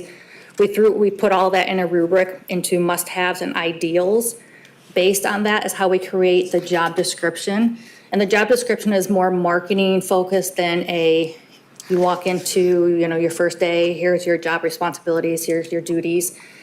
So we try to differentiate between an internal document and then like a marketing job posting. And we did incorporate just like the duties, we took that right from your job description and put that here. But we do like to include an about the township, we have, applicants that really want to know about the township. And this is, this is the format that we really have done for the last 9 years. We're definitely willing to do it how you want it. If you want to reword this, sort of organize it, we're willing to do that. We're recruiting for you guys, so. I guess, something like has experience with municipal government, right? I'm looking for that in here. Because as well as a marketing document, it's also a document that people will read to self-select into applying for this position. Yes. And don't get me wrong, it's your time you're wasting at that point by not including that in here, because you're gonna get you might get a bunch of people who are applying for their first township manager job. And maybe it's easy to just say, no, no, no, no, no. But it seems to me that, a township of our size, of our caliber, it maybe is implied that we want someone with experience, but I think we should say it, right? I think that needs to be stated somewhere on all of the documentation that the public is going to see relating to how we are recruiting for this position.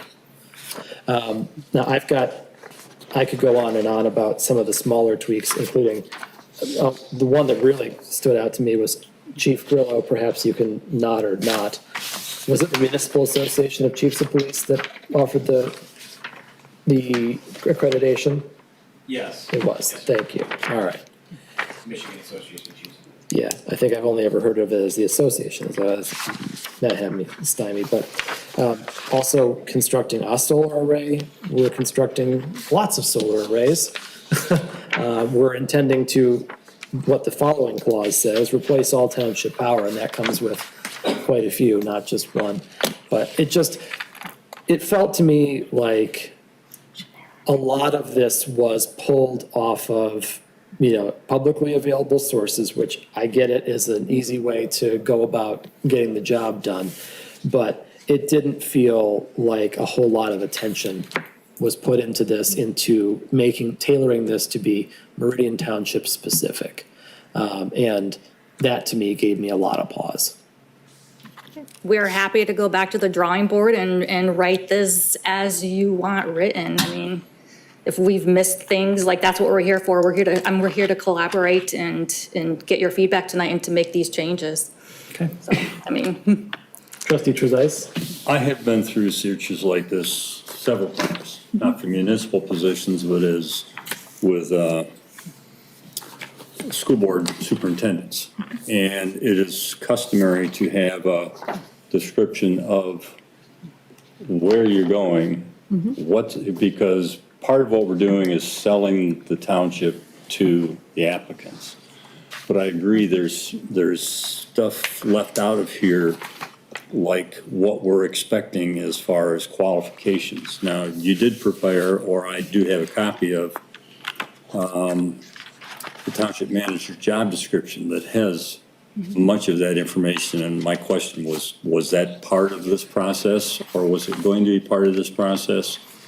So that applicants know what at least the minimums are to qualify? Yeah, great question.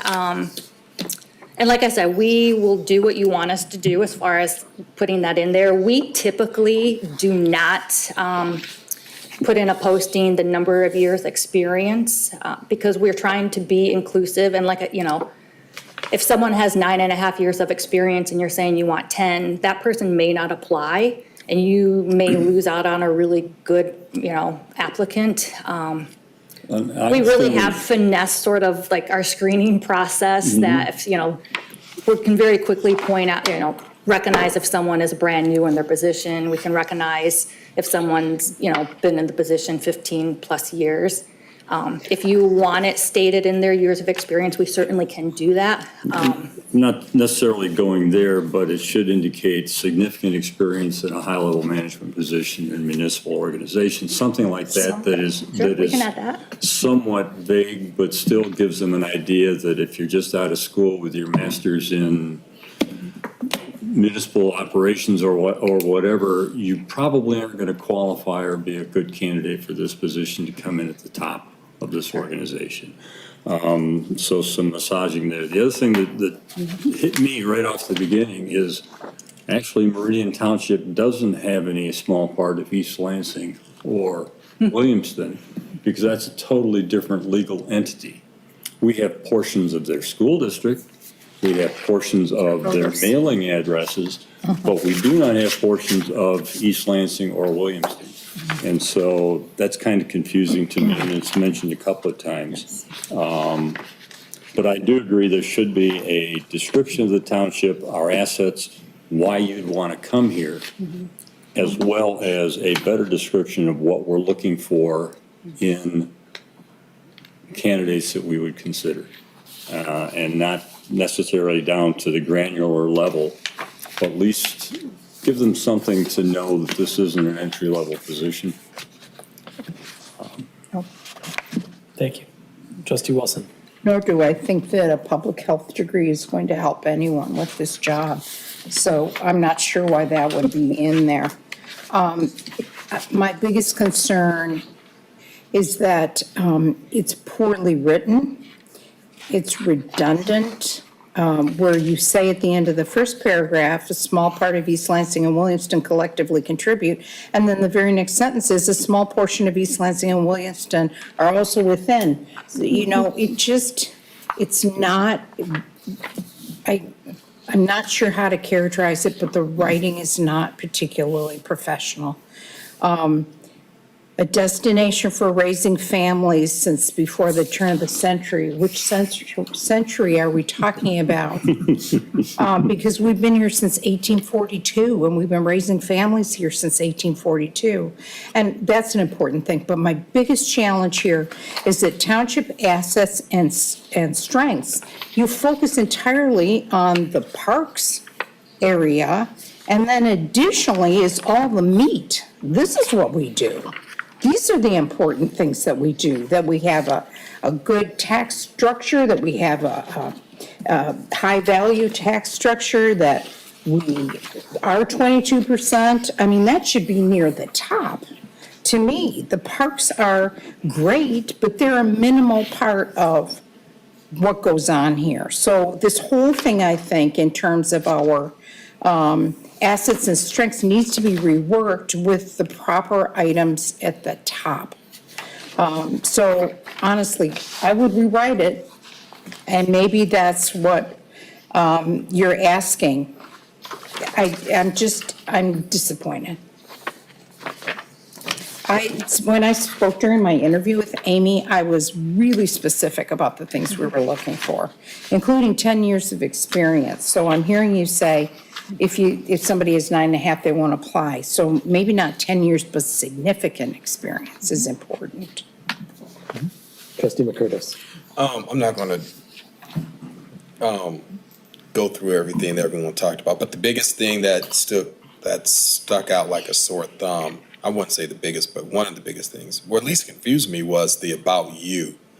I don't understand why that paragraph is in there, about you. That, to me, shouldn't even be there.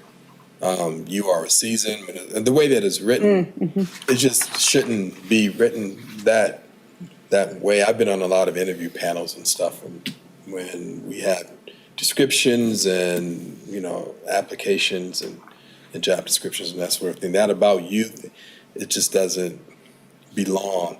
Some of the content can be in there because it's saying that we need persons with a bachelor's degree in public administration.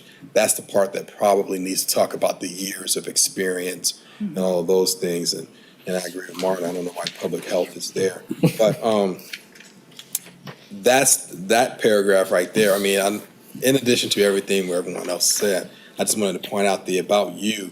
That doesn't look like it should be at least categorized in that way. Some of the content should be placed in another way. So anyway. I look at that as, instead of about you, we are looking for someone who has these qualities. Just the way it's worded. It's just Weird. I'm not saying that it's not. The information is not bad. It's just Right. It's the content is fine. characterization. I'm talking about the way that it's characterized or written. Trevor DeShane. These are all great comments, and I agree with them, particularly about the redundancy part. In the about you, second sentence begins, you delight in building. This is a big job. It's not a delightful job, okay? It's a lot of work. We pay a good salary, but we don't expect to delight the manager. We're gonna keep him really busy. He's got a really big job. Could I suggest that maybe we have a board subcommittee, trustees Wilson and Ice come to mind, to rewrite and Clerk Guthrie to rewrite this in the next few days. And we can't have the whole board concur upon it, but collaborate on it, but then get something to you. Because actually at this point, I don't think the board trusts you to rewrite it, okay? Because this first draft is that challenging for us. We would draft this document and then possibly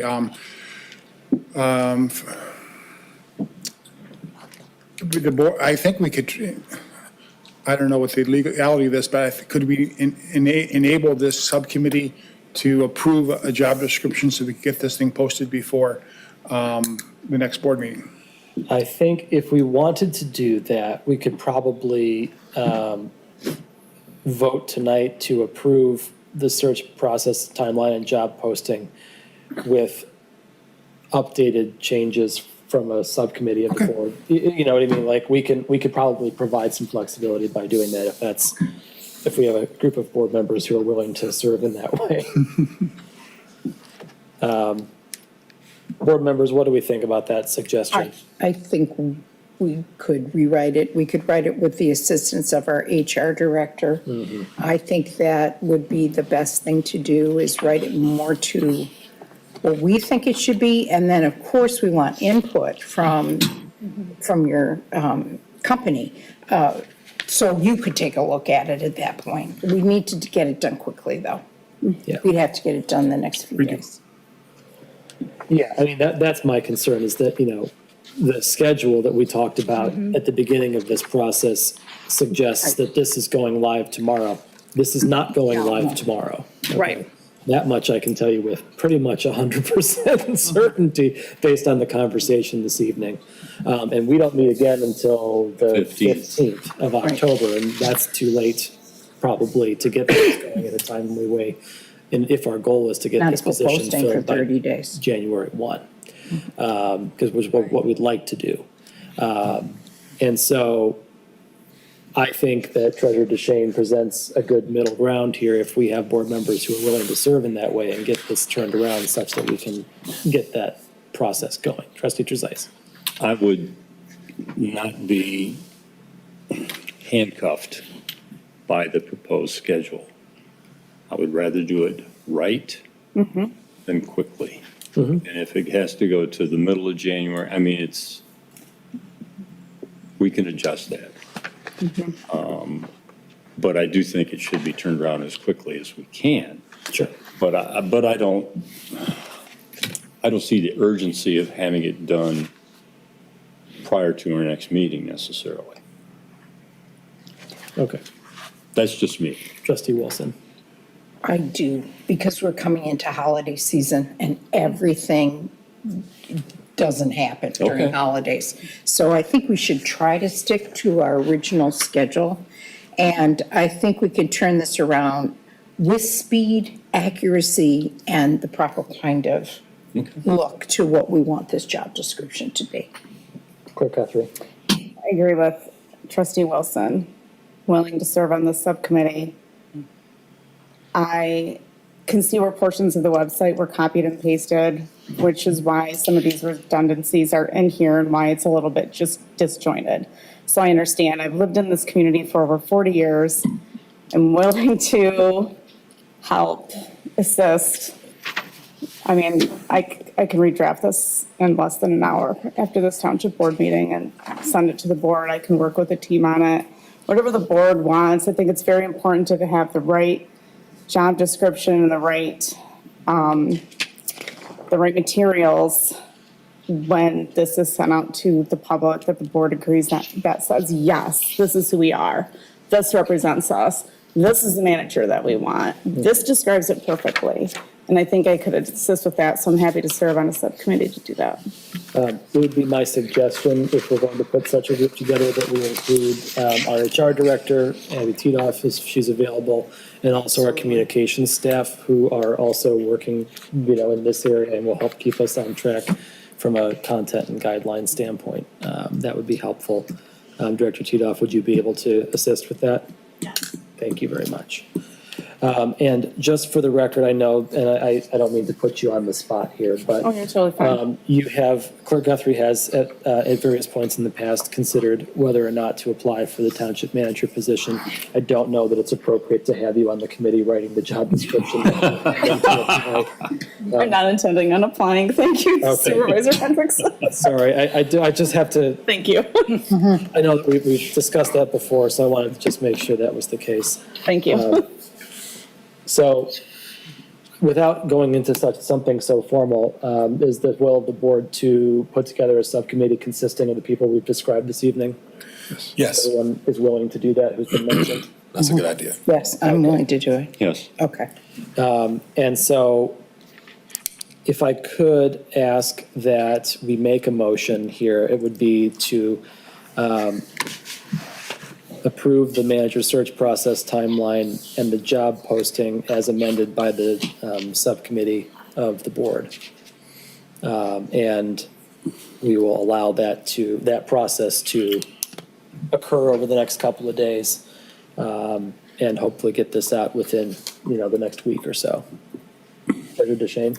I move to approve the manager search process timeline in the job posting as amended by the subcommittee created by the board, not as presented, but by the subcommittee. Thank you. Do we have a support for that motion? Support. Supported by trustee McCurtis. Trustee Wilson. I have a question. We are not meeting on Tuesday, November 5th, which is the day designated to present candidates. What is the methodology you're going to use to present those candidates? Yeah, it'll be all electronic, so we will send it electronically. It's basically a giant spreadsheet with links to all the candidate information. Great, thank you. Okay. So that's not an interview process per se, it's reviewing what you've done in the background. Right, right. We provide all the candidate information to you. Later. Yep, okay. Filtered, right? Filtered down, yes. So ideally, 7 to 8 is sort of the sweet spot. It can go as high as 10. We've had communities where we've presented 10 or 11, so. Okay. All right. We'll go ahead and take a vote on that motion that's in front of us this evening. This does not require a roll call vote, so all those in favor, please say aye. Aye. Any opposed? The motion carries. Now, you had a couple of other questions, I think, that you wanted to touch on while we had you here with us. Yeah, compensation range. Yes. That's something if we could, I know Amy's recommendation was 150 to 170,000 a year for those really high-quality applicants and candidates. If you decide to add in master's degree or 10, 15 years of experience as you're working on this, you'll definitely want to be at that higher end. So I don't know if you want to talk about that. So, Treasurer DeShane. Okemos Schools just gave John Hood a contract renewal of $240,000, which seemed high, but I think many communities our size would expect to pay, I think, 175 to 225 for this to get the right candidate. Too high. Well, the issue is we are going to ask a qualified candidate to leave a community that they're comfortable in to come lead our community and relocate their family and make this big move. I think a higher salary range is more likely to appeal them. I don't think 150 to 175 is nearly enough. Those are my thoughts. Okay. Trustee Wilson. Our former township manager was making 160. 160? 160. So I think, am I correct, Abby? Yes. Thank you. So I think that was with years of experience, more than 17 years of experience, because there was a prior job before St. Joe's. So I think that range is too high in my estimation. Clerk Guthrie. The former township manager also had a number of incentives. So I don't know the intention of the board for, pension, paying for his wife's health insurance, paying for premiums, paying for extra vacation days, extra this, extra that. Allowing him to run his business? Allowing him to run his business while being the manager. If we're looking at not having pension like the former township manager had, not paying for spouse's health insurance, not giving, I think he received $10,000 a year for his HSA and employees received $2,000. So if those things, I think it balances out to the number that Treasurer DeShane is talking about. Trustee McCurdy. So with that, if to go with that logic, then if we do the higher range, 175 to 220, 225, does that mean no incentives? We would post a position without those incentives? That to me would be a contractual question as we negotiate, with whichever candidate we're talking about, right? We also have the manager was making 160, but my understanding was that there was a stepped scale to get him to that point. And, that's something we'd want to consider as well, right? Do we want to bring someone in and have, and address their contract year to year? And, if we go 170 to 225, if we hire someone at 225, is there any room to continue to increase, or are we, sort of at that peak, Yeah. right? Yeah, at the peak. I'm sorry. Yeah, go ahead. That was the next point I was going to make. Because if you go up to the highest,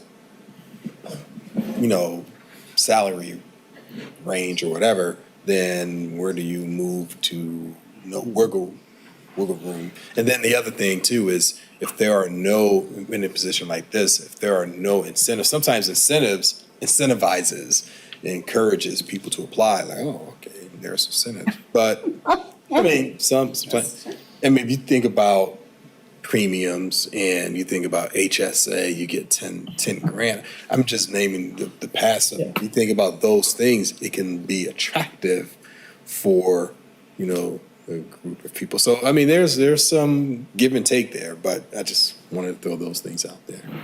Yeah.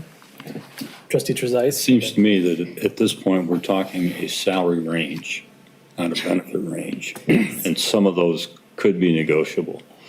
But I would suggest something in the neighborhood of 160 to 180 or 185 for a salary, and indicating that includes medical benefits or medical coverage as part of the package, or 401k or something like 403b, whatever's available. But rather than establishing a salary at a high end, and then getting what I need this, I need that, I need whatever on a fringe benefit package, I think it's just makes it more difficult to negotiate a final contract. Treasurer Shane? I think announcing a salary range might be premature. What if we put what the starting salary would be? If we said 160 to 185 is a starting salary, then the steps and so forth we can work on later on. We just talk That's about the true. initial salary, or her initial salary is going to be. And, but I still like to see it to go up to 200,000 for the right candidate with the right qualifications. But I think we should limit it to just the starting salary, because we don't know what that range is going to be. Trustee Wilson? There are other communities of our size around the state that have similar populations and similar pools of individuals working for them. And you have access to that information, don't you, Barbie? We do. We've run, reports to see what the ranges are within those, yeah. So, and when I spoke to Amy again during my interview, we actually looked at this topic, and she knows the numbers, and she said those were in the range, meaning that I spoke to her about what Mr. Walsh was making and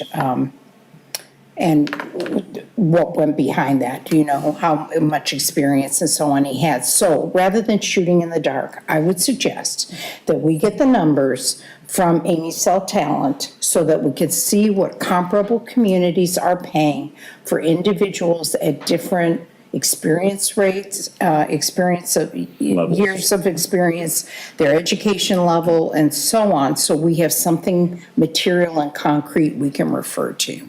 Yeah, we That can would be run, my we can get comp recommendation. reports. Okay. That makes sense. Yeah. Okay, and then, Yes. That has to be decided before the posting goes up. correct. Yes. So I'm thinking that perhaps the subcommittee could obtain that information and make a recommendation to the rest of the board. And of course, you'll be looking at the job description at the same time. I don't know that we're going to be able to approve of a recommendation at this point. The motion we just passed for the job posting says basically whatever you recommend is going to happen from the postings perspective. So I think if we can come to a consensus this evening in the public meeting, that way we won't have. I understand. But the 150 to 170 is the recommendation that she provided initially, yes, but she thought that might be a little low. But that's the recommendation based on bachelor's degree and, your 8 to 10-ish years of experience. If you talk about throwing in a master's degree, which very few candidates have, and 15 plus years, then you're definitely at that higher top end range to attract that pool. Yeah. I mean, it's my opinion that I think we could probably go from about 160 to about 190 or 195, and that would be, I think, as a starting salary, that would be fine. That would cover a wider range of expertises. And then we can negotiate from there. And we've not shown our hand that it's, we may be willing to go up to 225 one day, but I think that's a good number. Yeah. okay. Yeah, I think that's a great number. I can live with that. I could live with it. Good. Perfect. Same here. Anything else you needed from us? So as far as the dates, when you rewrite, you'll redo dates as well? Do we want to push them back a week, push them back 2 weeks? My hope is that this can get resolved by the end of the week or sometime early next week, so that we don't lose out on too many days here. I'd still like it if we can find a way to have our finalist discussion on the 12th. Okay. So the motion, Barbie, is to approve the manager search process, timeline and job posting as amended by the subcommittee of the board. Right. So that could be a slight variation of the timeline as well. Right. So, yeah, my hope would be that we continue to try to get as close to this as possible, understanding that we've got a meeting on the 12th, and I believe we've got another meeting, we might be back to back in November. Hang on, let me make sure. Well, the 5th is Well, election And day. then The 12th and the 26th. Yeah. So, yeah, if we can find a way to still have that discussion about the finalists on the 12th, that's ideal. Even if we have only a few days to review the document that you send along. Trustee Wilson? you said that you want to post, it's your preference to post for 30 days. Well, in this case, it might be 24 days. It's still a long period of time to post. And we have done that before, 3 to 4 Okay. weeks, yeah. Okay, great. We don't really go longer than a month because you usually get your most activity within the first 2 weeks of a posting, so. You can always extend it too. All right. Thank you. Thank you very much for coming. Thank you. Okay. Next up, agenda item 12G, the USBGN proposal to change the name of Lake Lansing. And I believe we have Deputy Manager Dan Opsimer to tell us all about what could have been Lake Hendrickson. We'll let you have Mud Lake. We don't mind changing that one.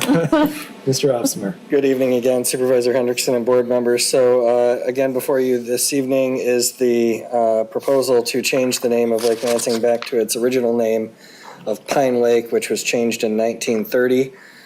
Based on the feedback that we received from the board at the August 20 meeting, we did solicit input from the Lake Lansing Advisory Committee, which is a township body, which voted unanimously to recommend that the board reject the proposal. And then we also just received feedback from the Lake Lansing Property Owners Association. They chose to vote to not support the proposal. Reason being that they studied the proposal and surmised that it likely was a student who had brought this forward.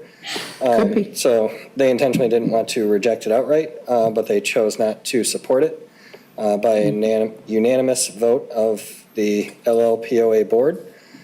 So before you this evening, I have recommended a motion to reject the proposal. And of course, the Ingham County Board of Commissioners has already voted to reject, largely due to the costs that the county would incur. But again, the township doesn't foresee that it would incur any substantive cost should the proposal be approved. All right, thank you, Deputy Manager Opsimer. Trustee Wilson. Move to reject the U.S. Board on Geographic Names proposal to change the name of Lake Lansing to Pine Lake. Support. Supported by Treasurer Deschênes. Any discussion on this topic? Trustee Wilson? No. No discussion. None. Well, I applaud a citizen wanting to make a change in their world, taking the initiative to bring this matter forward. I agree that it's not ripe for change at this time. Lake Lansing is unique and has been a part of our community now for 90 years almost. And so I'll be supporting the motion to reject the change of the name. With that said, this does not require a roll call vote. All in favor of the motion to reject the proposal to change the name of Lake Lansing to Pine Lake, please say aye. Aye. Any opposed? The motion carries. Thank you very much. Thank you all. Next up, agenda item 13A, the community survey results. And for this, we have Director Clark.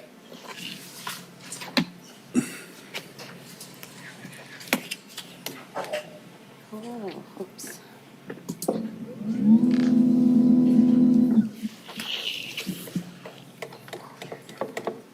I think we're looking for 152.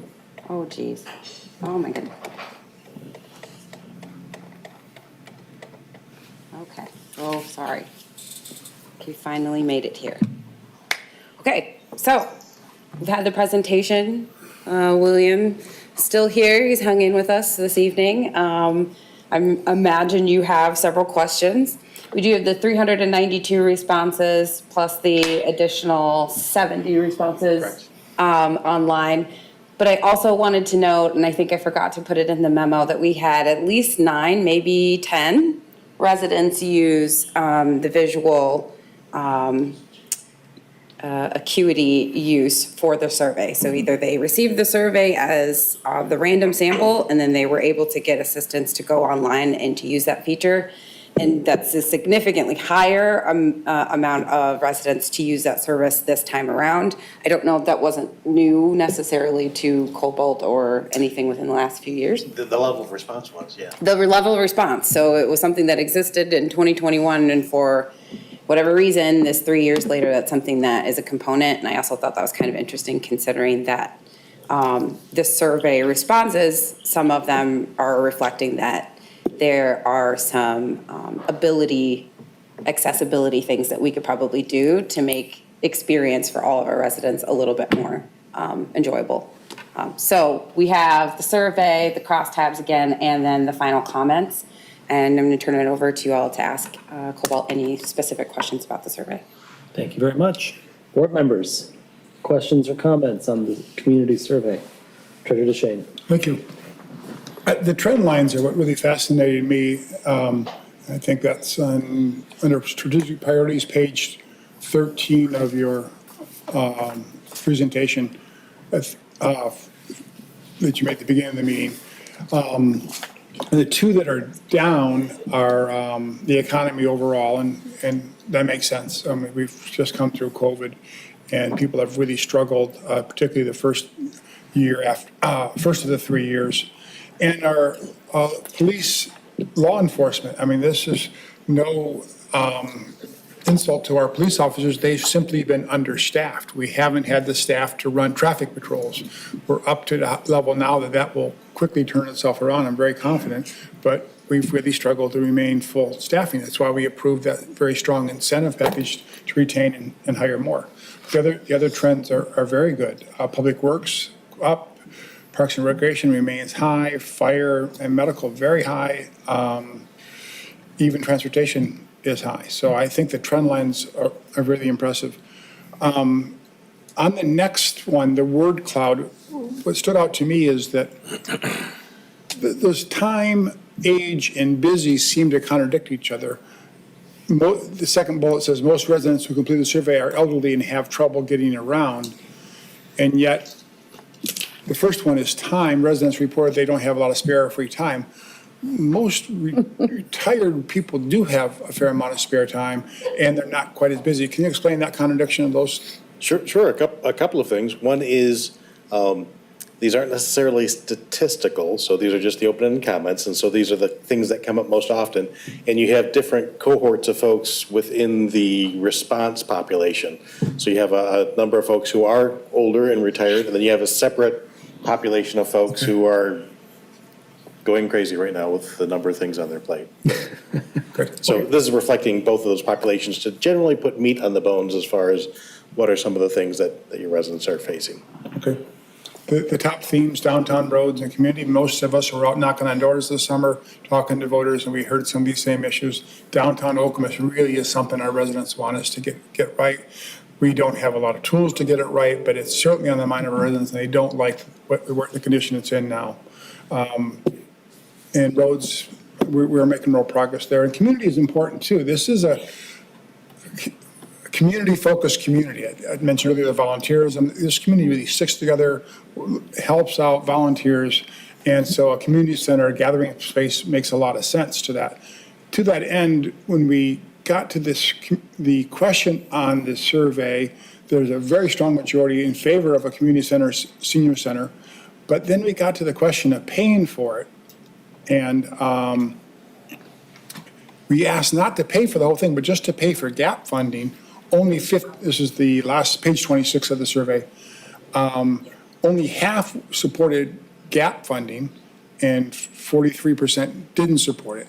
And they also want a swimming pool on top of that, which would really jump the price up. We know that $15 million or more for that. So this makes sense. We all have that way. We want nice things. We want latest and greatest, but we don't always want to pay for it. Is that a typical survey where people ask for great services but don't want to pay for them? It is, absolutely. I mean, I would love to have everything and not pay a thing for it. That's the ultimate extension of it. I think that the key thing is that you do have, you are hitting the 50% threshold. Keep in mind, this is plus or minus 5%, so you've got a little bit of a gray area there. I think a lot of it is also, what is the packaging? To Barbara's point, for the folks that are going to use it the most, having those follow-up conversations and the follow-up studies to figure out, okay, what exactly is the configuration? Because it's still pretty hypothetical as far as what it looks like. And Scott, I hope in the community senior center planning, you might look at doing some additional digging down, be it a needs analysis or something way to get a little bit more exact data about what the community really wants, if it can be done in the time we have available. Those are my comments. Thank you. Thank you. Other board members, Trustee Wilson. On page 14, where you discuss barriers, the age thing really stuck out to me. Most residents who completed the survey are elderly and have trouble getting around, hence the transportation services piece being on the low end of satisfaction. So is there a way, did you wait for WEIGHT? Did you wait for not so many answers, or for having a perspective from younger populations if you say most were elderly? So what we did is in the crosstabs, if you go down that column for the crosstabs, you'll see the breakdown by age cohort. Yes. You'll see the differences. So the weighting was done by ethnicity, which is what we did in 2021. We didn't change that methodology because we wanted you to have the apples to apples to see, how the changes occurred. But in the crosstabs, the ability to go down that column and see by cohort what those differences are, I think that'll answer the question as far as what are the differences in terms of. So could you say what are the issues that that were most concerning to, or let's do this question about 5 years from now? What did you see in the other cohorts was the most important issue? We didn't break down this open-ended question by the other cohorts, so I can't speak to that directly. We can do some digging and looking at those other cohorts to see along the lines of this if there's other things that pop up. I'm just curious because I wonder if it skews our results. It would be different results. So from a skewing standpoint, this is the frame that we use to draw the random sample is voters. And the response rate tends to mirror voter participation as well. So it does tend to be a little older, a little more affluent and so on. So you would expect to see that voice coming out more clearly. But in the comments for this one in particular, we can go through and we can apply a filter that says, give me everyone who's younger than 50, and what did they say? We can certainly do. I don't want to make more work, but I'm just curious as to what your overall impression was. Are we meeting the needs of every age band of this community, or do the younger populations have a different perspective on what they want? If you look at, and it wasn't included in the summary presentation, but in the larger packet, if you look at the image of the township, you'll see that meeting the needs of young adults tended to be lower. So that's one that I would probably pay a little bit more attention to. Okay. As you're having conversations in the community, as you come across folks having conversations in the milk aisle with someone who's a younger resident, instead of just broadly asking, what can we do better, you can be much more specific and say, in our survey, it said that a great place for young adults was weighted, it was a lower score than we'd like to see. What are some specific improvements we can put in place? Yeah. Then you'll get some really specific kind of feedback that'll help Okay. guide the planning process. I think that's important to hear that. Thank you for You're that welcome. advice. Yeah, I think, I agree that the weighting of this, while I understand the rationale to weight it by how you've done it, you lose something, right? Because, I'm looking at, one category here, right? I picked one at random, affordability of housing, all right? The 2024 overall average, or whatever the final number was, 3.6 out of whatever your scale was. 6 point, yep. Out of Six. seven. 7, 6? 6 points. Out of 6. In the crosstabs, 18 to 24 was 2.8. Yep. 25 to 31, 3.1. 35 to 44, 3.1. 45 to 54, 3.4. 55 to 64, 3.2. All of these, every category up to age 64 is below that average. And then 65 or over, 3.9. Yeah. So that tells me that, they are way oversampled in this in terms of their weight comparative to everyone else who took this survey. Weighting is a tricky thing, so that's one reason that we have the crosstab with the breakdown, because even if you were to weight them out, you probably wouldn't change that number a whole lot.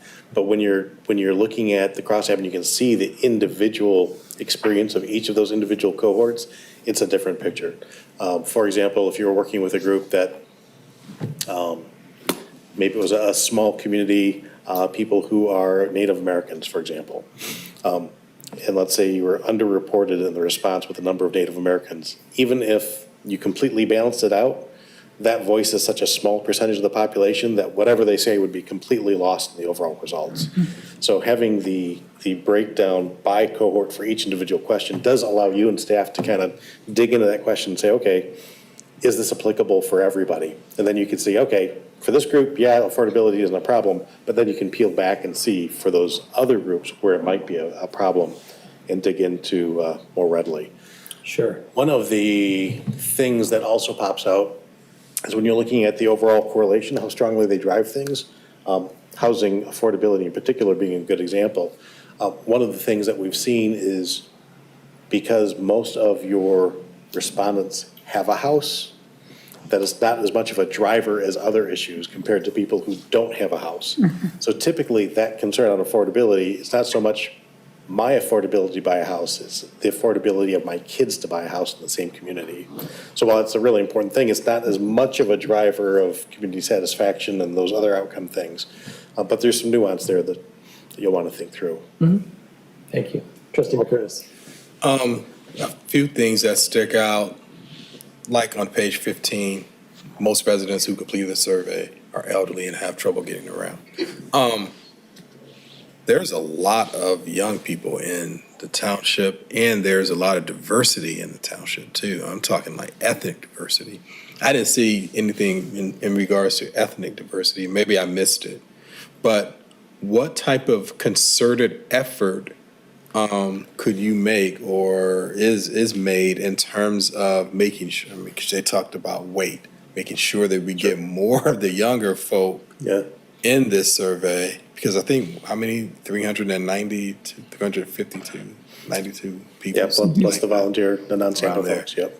How do we attract more younger people to take the survey? And we have such a diverse population in terms of ethnic. We have Asian, we have Indian, we have African American, we have Hispanic, so I don't see how that is represented in here too. How do we attract those ethnic groups as well? Sure. To give us a good comprehensive look at the township. Part of it to think about for the next time forward would be, is the voter registration list the appropriate list to draw from? So that's one piece, because when you're looking at voter registration, you're automatically filtering down to a smaller subset of the community and probably excluding younger people and people from different ethnicities. So that would be one thing to consider. The other thing is we could move to a stratified random sampling. So change the sampling approach where you are oversampling for those groups that tend to respond less. That would increase the overall cost of the survey because you'd be sending out more surveys initially and trying to overweight the send side of it to get more response out of those groups. So that would be another way. Another way would be including some modalities, more of an advertising approach where you can target folks using social media, for example, or texting or some of these other kind of modalities that are more used by particularly younger residents. There's a number of different methodological things that you could do to do that. But it's still likely going to be underrepresented because we see this in all surveys, not just my surveys, but ones that are done throughout the country, including the census, that typically the younger and the more diverse audiences are more difficult to get an equal response to, and the surveys tend to skew to those who are older, more affluent, more white, on down the line. If I may just continue. And this is, I don't know if it's to you or to the board, but we have to make, just as a township, we have to make more of a concerted effort to make sure all these voices are heard so that we have a good understanding of what our residents want, what they need. I know Courtney, last board meeting talked about how, the heavily Indian population really love cricket. And I'm not asking you rhetorical question, how did you find that out? I mean, there is a way that we got their voices, right?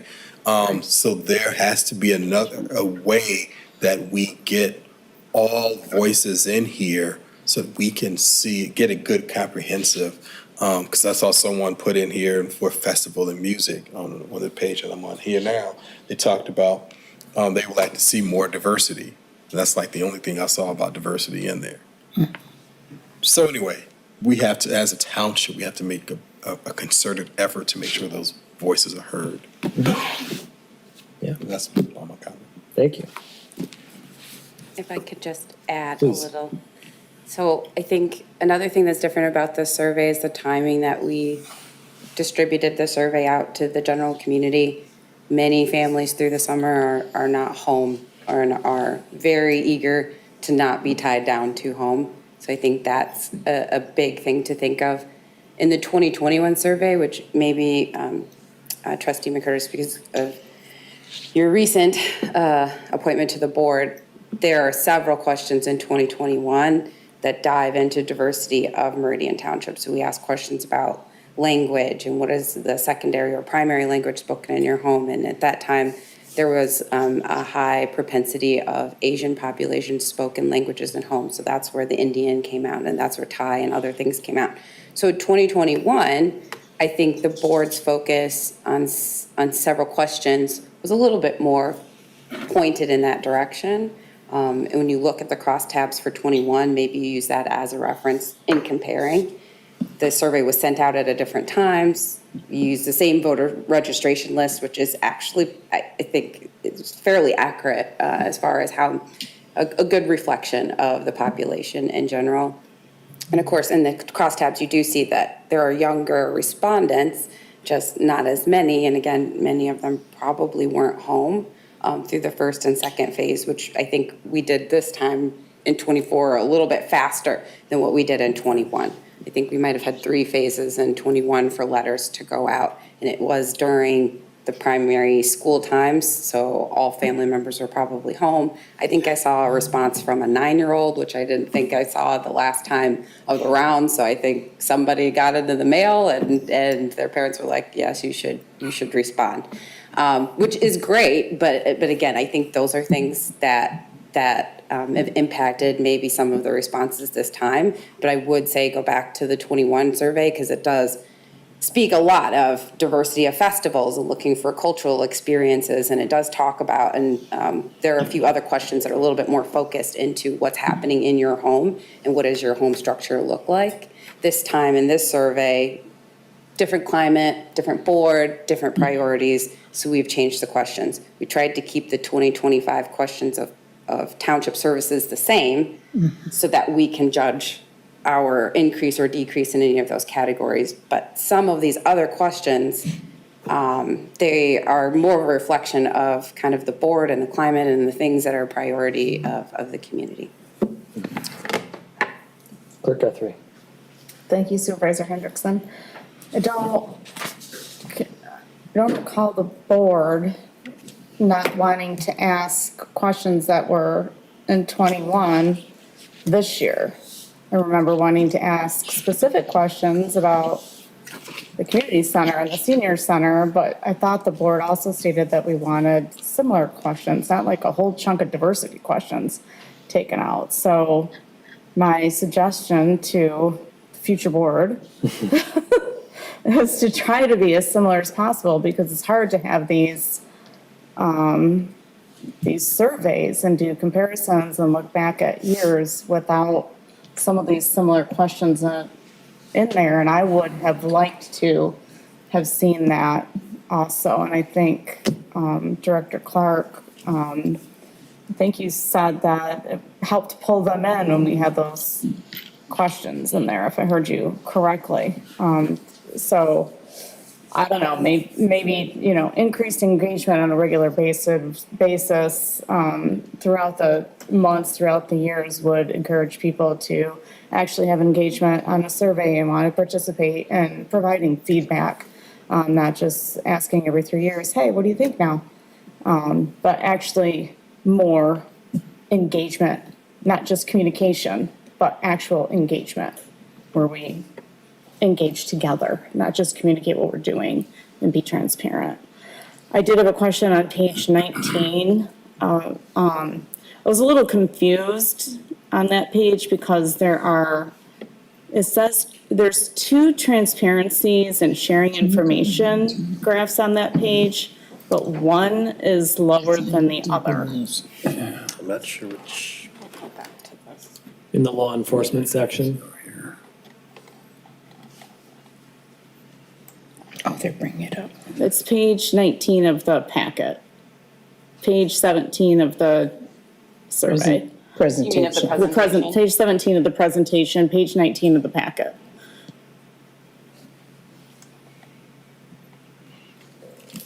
Yes, could you explain the difference between those 2 transparencies and sharing information? What that means? Why the first 2 are higher and the second 2 are lower and flipped? I don't know, but I'll find out. Okay, So I'm guessing one of those is mislabeled, but we'll get that taken care of. thank you, I appreciate that.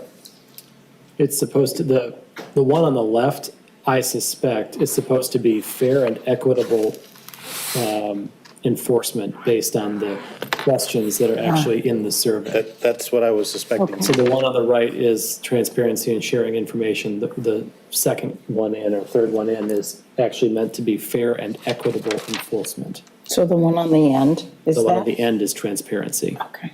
Oh, that's We'll get that fixed for you. It could be fixed in a new presentation for the record, Director Yep. Clark, for the packet. Thank you. It's also mislabeled in the crosstabs. Thank you Supervisor Hendrickson for pointing that out. My read of it is just based on the order of the questions in the actual survey. That would be a correct summation, yes. Other thoughts or discussion? Thank you very much for coming this evening and for presenting this information to us. Certainly a lot to chew on with these numbers. Very valuable. I certainly appreciate that. My pleasure. Thank you. Treasurer DeShane? If I can make one comment, I've been through 3 of these surveys now, and the problem with them is every time we do, we kind of forget what we did 3 years ago, okay? And so I might suggest we look at this again in '26 and maybe make it a 2-year survey. It's really good data and not that expensive, and we would remember what we didn't get in this survey and the idea of oversampling certain groups. If you look at the survey results, it is definitely skewed towards a much older population than the township is as a whole. And we really need to be hearing more from the families. And when we send it out could be another factor with it. So I hope we can bring this up before another 3 years, because I think it gives us great data. And we really need to be very specific about how we construct the next survey. Thank you. Thank you. So Justin McCurtis. last thing, I'm not going to beat this dead horse, whatever, but even if it means, I don't know if it's a good idea or not, but working with the schools, because our schools are very representative of not only diversity, but I'm not talking just ethnic diversity. I'm talking about diversity in age and family structure and all that things too. So maybe that is an option as well, opportunity. Thank you. Thank you very much. All right, next on our agenda is item 13B, Williamstown Township Police Agreement. And this time we get Chief Grillo from the beginning. I'm back. Okay, so since 2011, we have provided police services through a contract to Williamstown Township. And every 3 years, we go through a renewal of the contract. This past summer, Manager Schmidt and I met with Supervisor Bloomquist from Williamstown Township to discuss our future plans with them. They are very happy with the services that were provided, and they would like to continue with us providing service to them in the future, at least for the next 3 years. A few changes to the previous contracts that we had. In about 2023, when staffing levels started to drop, we determined that we could not provide 80 hours of service to them every week as we had for the previous 12 years. And Chief Palaga discussed it with the supervisor, and we docked our hours down to 40 hours per week. So one of the changes that we have moving forward is we had a discussion with the supervisor, and she asked to bring those hours back up. And we came to a compromise of 60 hours per week, contingent on our staffing levels. So the threshold, and I apologize, I was at a football game last night and I'm losing my voice. It was very exciting. The number that we came up with was 37 solo performing officers. When I look at my staffing levels and determine, how am I going to be able to, our first priority is always going to be to Meridian Township. I need to make sure that we staff the road here as best as we can before we start worrying about other municipalities. So 37 seemed to be a fair number when I looked at my staffing levels that we would be able to provide the appropriate service to Meridian Township and still give them the hours. However, if we ever go below that number, we will only provide 40 hours of patrol to them. That's one of the changes. The other big change is the amount in the increase in how much they're going to fund this. Thanks to the board last year, with the recruiting and retention program, we received a 13% increase in our pay for our officers. However, Williamstown Township only increased by 3%. So we discussed that, and it was determined that it was fair to increase initially in 25 to get caught up 13%, followed by two 3% increases in payment in future years. So that is essentially what we have proposed to them. They have their meeting on Wednesday next week where they're going to discuss it. But I'm open for any questions that you have tonight. Thank you. Board members? Treasurer Shane. So you got two numbers here, the 60 hours, which is the compromise, but if we're not at 37 solo performing officers, we revert to the 40 hours, is that correct? That's correct, yes, sir. Okay.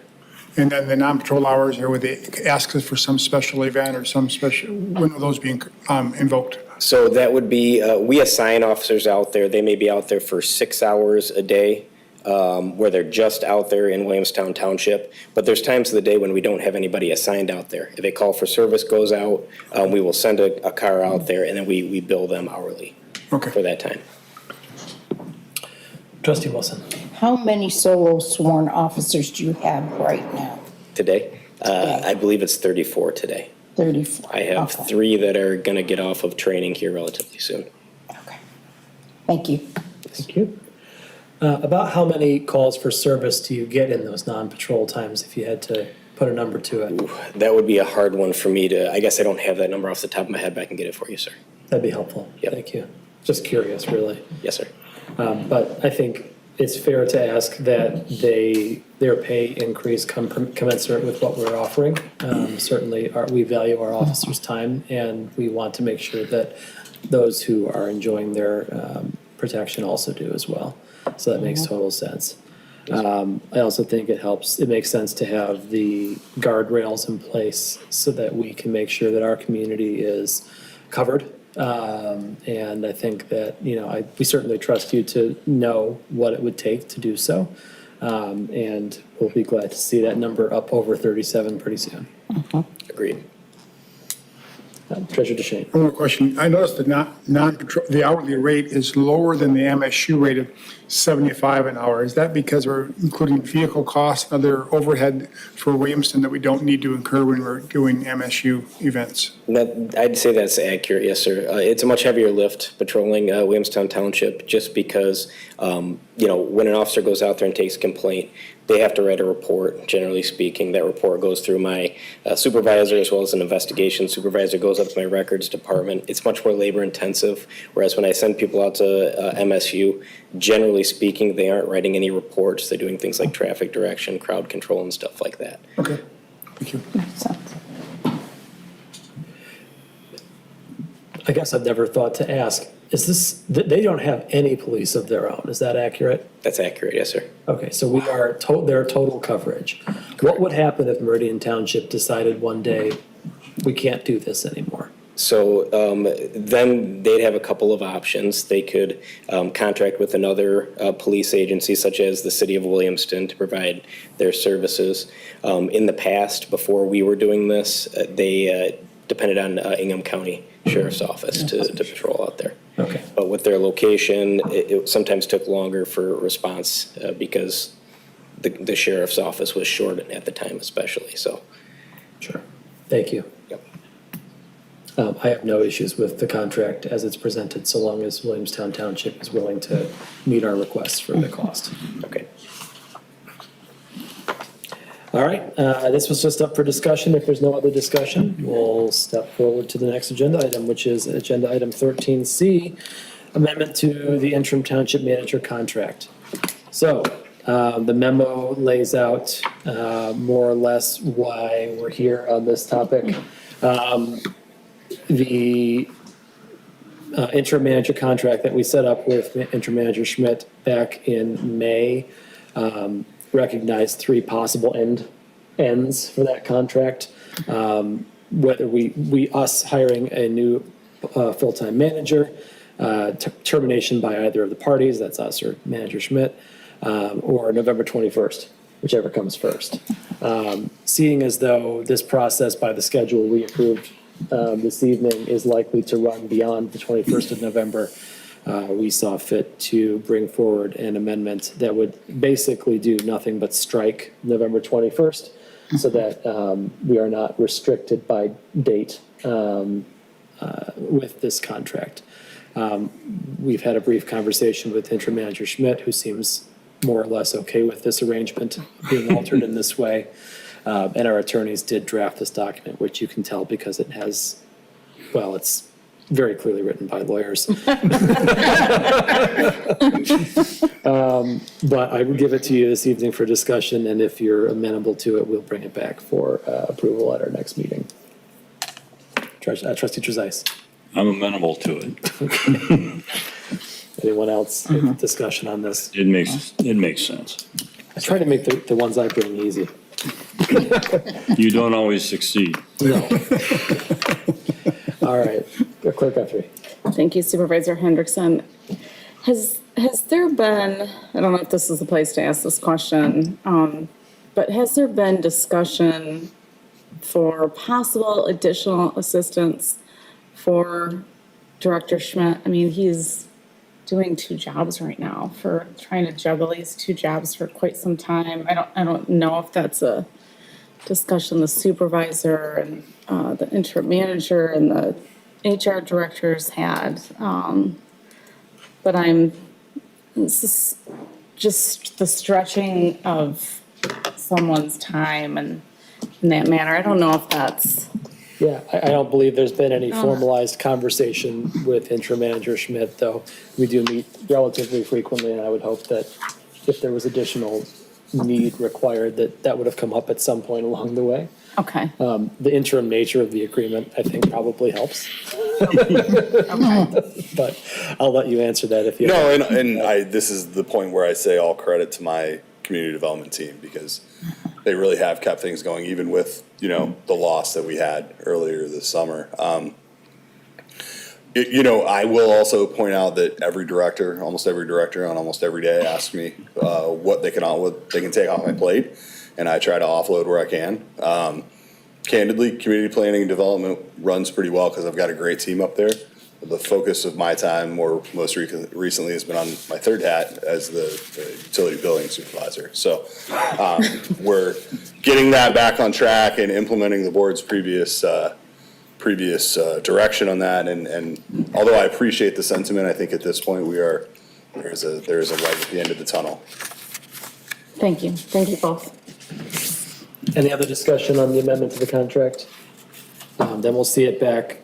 Seeing no issues with it, we'll see it back for maybe on consent next time if the lawyers will approve us doing that. We should be able to. It's a contract, yes. Fabulous. Next up is agenda item 13D, memorandum of understanding with Okemos Public Schools for the Meridian Senior Center. Mr. Schmidt. So this has been on my to-do list for the better part of the summer, and we finally got there. During the discussions in the original Senior Community Center Task Force discussions, Director Maisner at the time indicated that the agreement with the school district had never really been codified. And then Director Wazinski came on board. We did some further research, and at this point, neither Director Wazinski or Director Maisner or myself, or even Director Cheetoff, who reached out to HR at Okemos Public Schools, can come up with anything that has ever codified this relationship. We have a very good timeline of it. We know when it was originally proposed. That was 2011, which is where the bulk of the text in front of you comes, the basic terms of the agreement come from, but it was never actually put into place. And then eventually the money started getting bigger and bigger because we adopted the community services millage, a portion of which goes to fund this. And that really has just been an agreement between the two parties.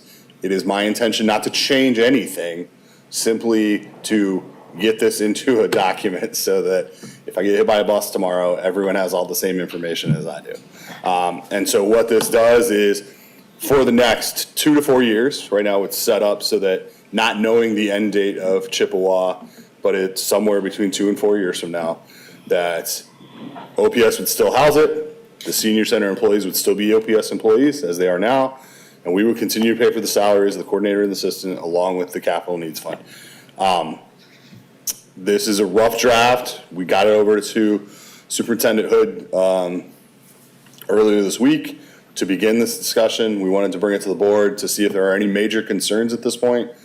The goal being that Superintendent Hood will take it to his board, make sure there are no major concerns, and then we can let the attorneys hash it out, bring the final documents back for adoption. So I'd be happy to answer any questions, and Director Wazinski is here as well. I asked her to join us because she is much more in tune with the operations over there than I am. Thank you very much. Board members, any discussion? Clerk Guthrie. Thank you, Supervisor Hendrickson. What is the history of these positions with the senior center? When was first, let me back up. When was the millage approved? The senior center, the senior millage. It's a community. It was renewed. Community millage, right? It was. I'm pulling it up. And so a portion of the community millage was set aside for seniors, for senior center, or for seniors to run senior programs.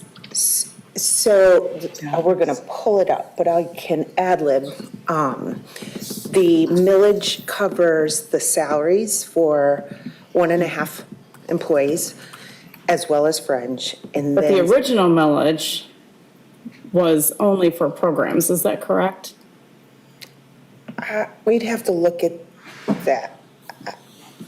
I don't know. So in the millage. It started in 2002 as the original community services millage, and we provided them with a limited amount of funding. It started growing as the millage changed over the years, and so when that millage was renewed, which I want to say was 2012, that contribution grew at that point. And that's when, 2011 was when they originally started talking about putting this MOU in place, because the numbers were going for a couple thousand a year to potentially six figures, which is where we're at now. Okay. For whatever reason, I have the structure that they put together and it never went anywhere. I've read every set of minutes from the date of this email to the point at which former manager Richards left. Yeah. And it was never brought back up for whatever reason. So the millage that was renewed, did it say in the millage for 1.5 people specifically, or did it say staff, or did it say senior programs? I can answer that. I've got it pulled up. Thank you. We renewed it in August of 2022. And it said, be used for senior citizen programs throughout the township, and the balance to be used for senior center, recreation, and human services programs throughout the township. But it doesn't say senior center staff. It doesn't say 1.5 staff. It does not say staff Correct. anywhere. It does not specifically say. It says programs. That's what we are obligated to provide, programs. Okay, I just wanted to be clear, if there's gonna be a memo of understanding, we don't have an obligation for staff, we have an obligation for programs. I mean, obviously, somebody has to run it, but I hate pigeonholing us into a spot where we say, okay, well, now we're paying for 1.5 people, when we started with half a person in the beginning running programs. That became a full person. Now you have a person and a half. And we're soon to not have a building. So I'm having I don't know if I'm just making a point that I'm having a hard time wanting to dedicate to 1.5 people for programs, especially as the programs that the taxpayers are paying for have declined over the years, and we don't have as many programs being provided as we used to, but we have more staff. Is that accurate? I would have to look at the history, but I will say that there is a significant amount of programming that happens at the senior center. Is it the seniors' participation has decreased? Senior participation has decreased, much of that due to COVID. And it's beginning to increase. For example, in August, it increased 22 more members. So how many members do we have? There's close to 300 members. And what was it pre-COVID? I believe Sherry had mentioned closer to 400, maybe a little. 500. Yeah. 520 is the number I heard before COVID hit. Okay. And so it's back up to 300, you said? Close. Okay, close. And so, and this is the programs that are run for seniors, the qualification age is 55 and up, correct? Correct. It seems like a large population across the township for a very small number of people that are participating. So I have a hard time with wanting to have a memo of understanding for 1.5 people. So I just want to be clear, it's not for the actual people. This is just to codify the relationship between Okemos Public Schools and the township, and that we will be providing them with these funds for the senior center operations and programming. And It specifically says for all senior center employees would be OPS employees. And we just want to make that clear that they are employees of OPS. Okay, so all senior center employees, so how many senior center employees are that? So the school's gonna come to us and say, now we have 5 senior center employees and you need to pay for it. We currently have 1 full-time senior center manager and 1 part-time senior center assistant, administrative assistant. So is there a max in this? Do you see what I'm saying? Like, we're saying in your memo, you say all senior center employees. So there is the max is the funding. This is what we're providing as X dollars for OPS to provide the facility and the programming and the people, and however they want to do that, it is $150,000 plus $15,000 of capital potential.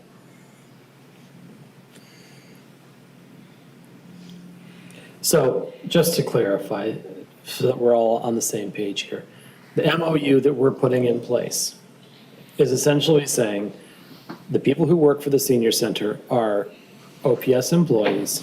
Yes. We are paying $140,000 plus $15,000 of operating costs in 2025. 2024. 2025.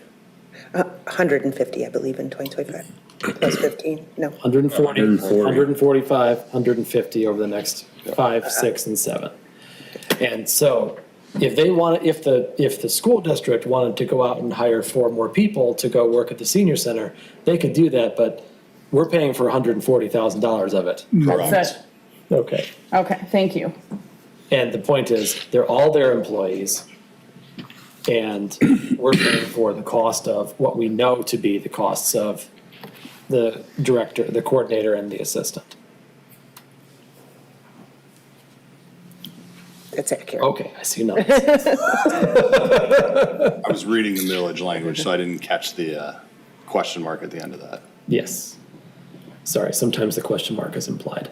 And I will just point out that when this was renewed and you know, when the board approved this to go on the ballot in 2022, the revenue breakdown was 57% goes to the senior center, 27% goes to Parks and Recreation, and 16% goes to Human Services. That's how the millage breakdown was presented and approved by the board. I'm sorry, can you repeat that? 57% of the millage revenue would go to the senior center, 27% would go to Parks and Recreation, and 16% would go to Human Services, which is now through HR, Human Resources.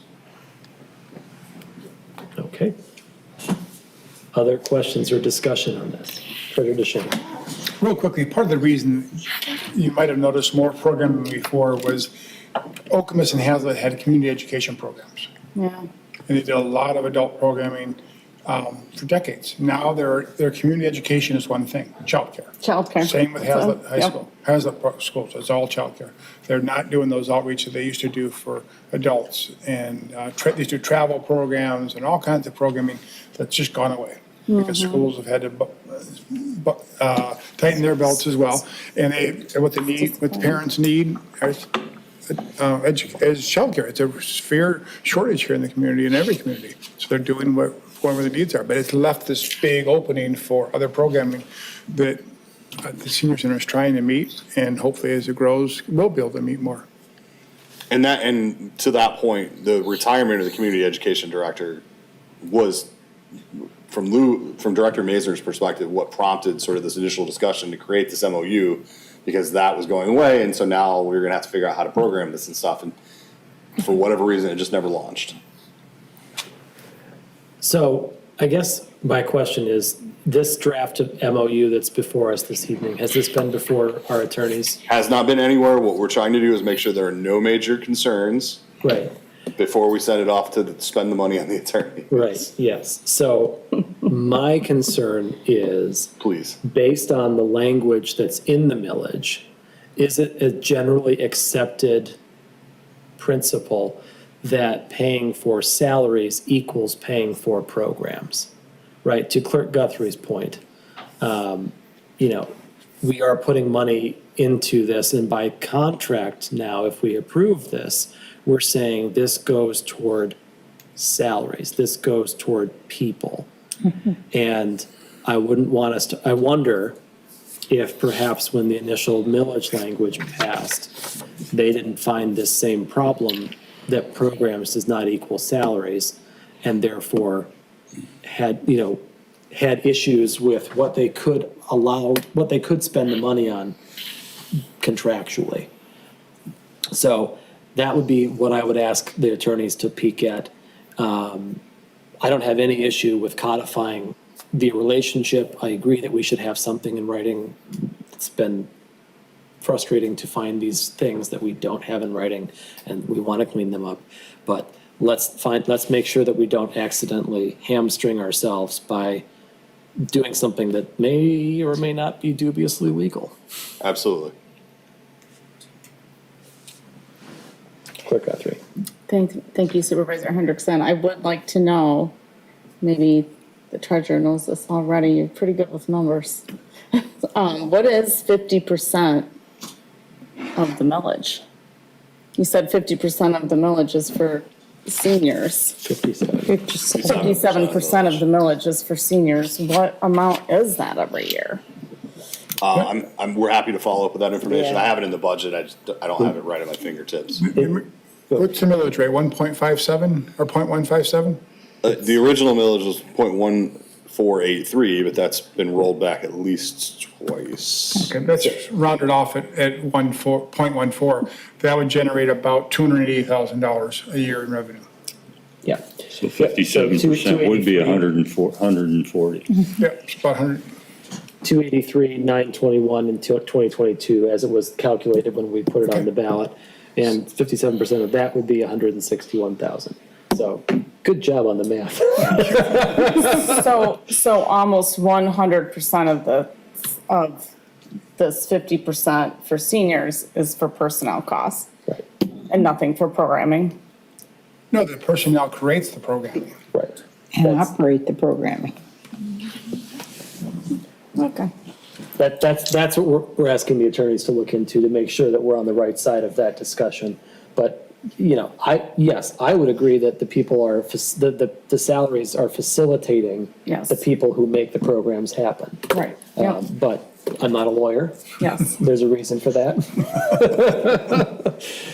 So I think that having that information on hand would be helpful in helping us clarify that issue. It would be good, because if a taxpayer asks us that question and says, no, we paid for senior programming, not for staff, we can say, well, we have the attorney's opinion on that. And that would make me feel more comfortable. I can add to that, Clerk Guthrie, that our program coordinator provides monthly programming statistics. So we can look at that as well, and how those might relate. So those are well documented each month, too. Okay, thank you. Any other discussion? Seeing none, thank you very much. We'll Thank you see in a very couple much. of weeks. Thank you. Next on our agenda is item 14, comments from the public. Same rules apply as before. Barbara O'Kelly, come on up.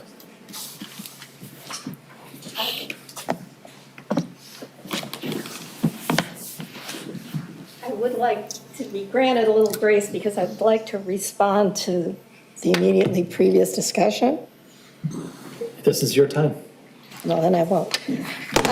I want to conclude what I was talking about, and I'm particularly grateful to Phil for suggesting a formal needs assessment. I had a nice talk with the gentleman who was here from the survey, and he agreed that they are different. His company does those also.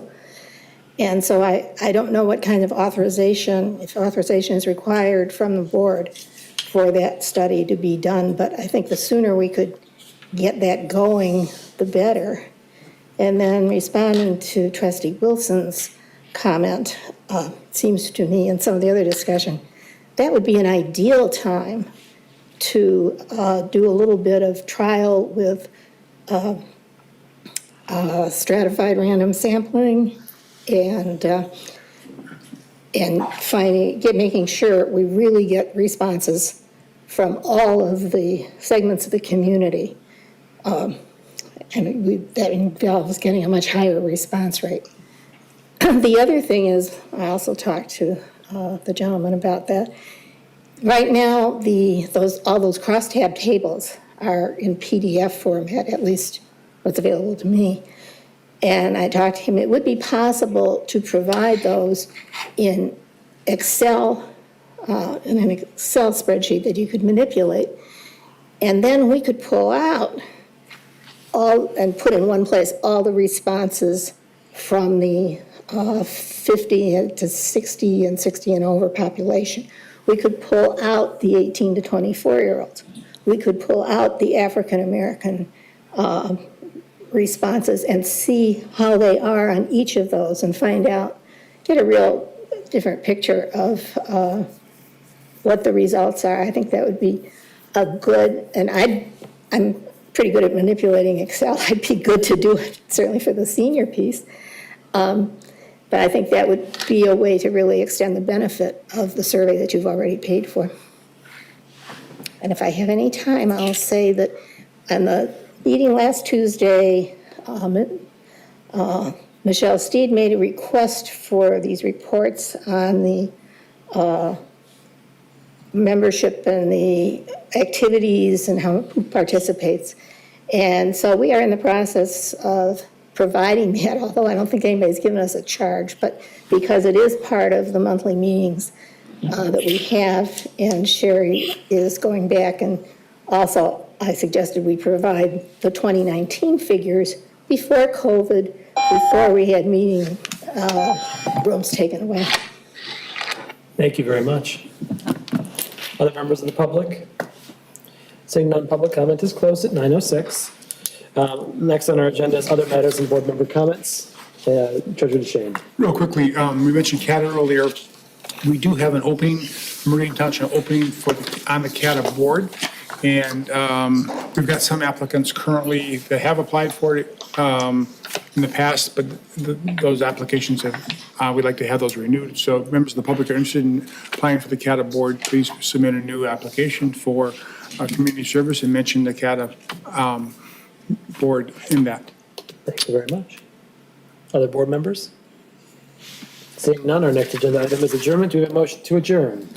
So moved. Moved by Treasurer DeShane, supported by Trustee Wilson. All those in favor of adjournment say aye. Aye. And opposed? And motion carries. We stand adjourned at 9:07 PM.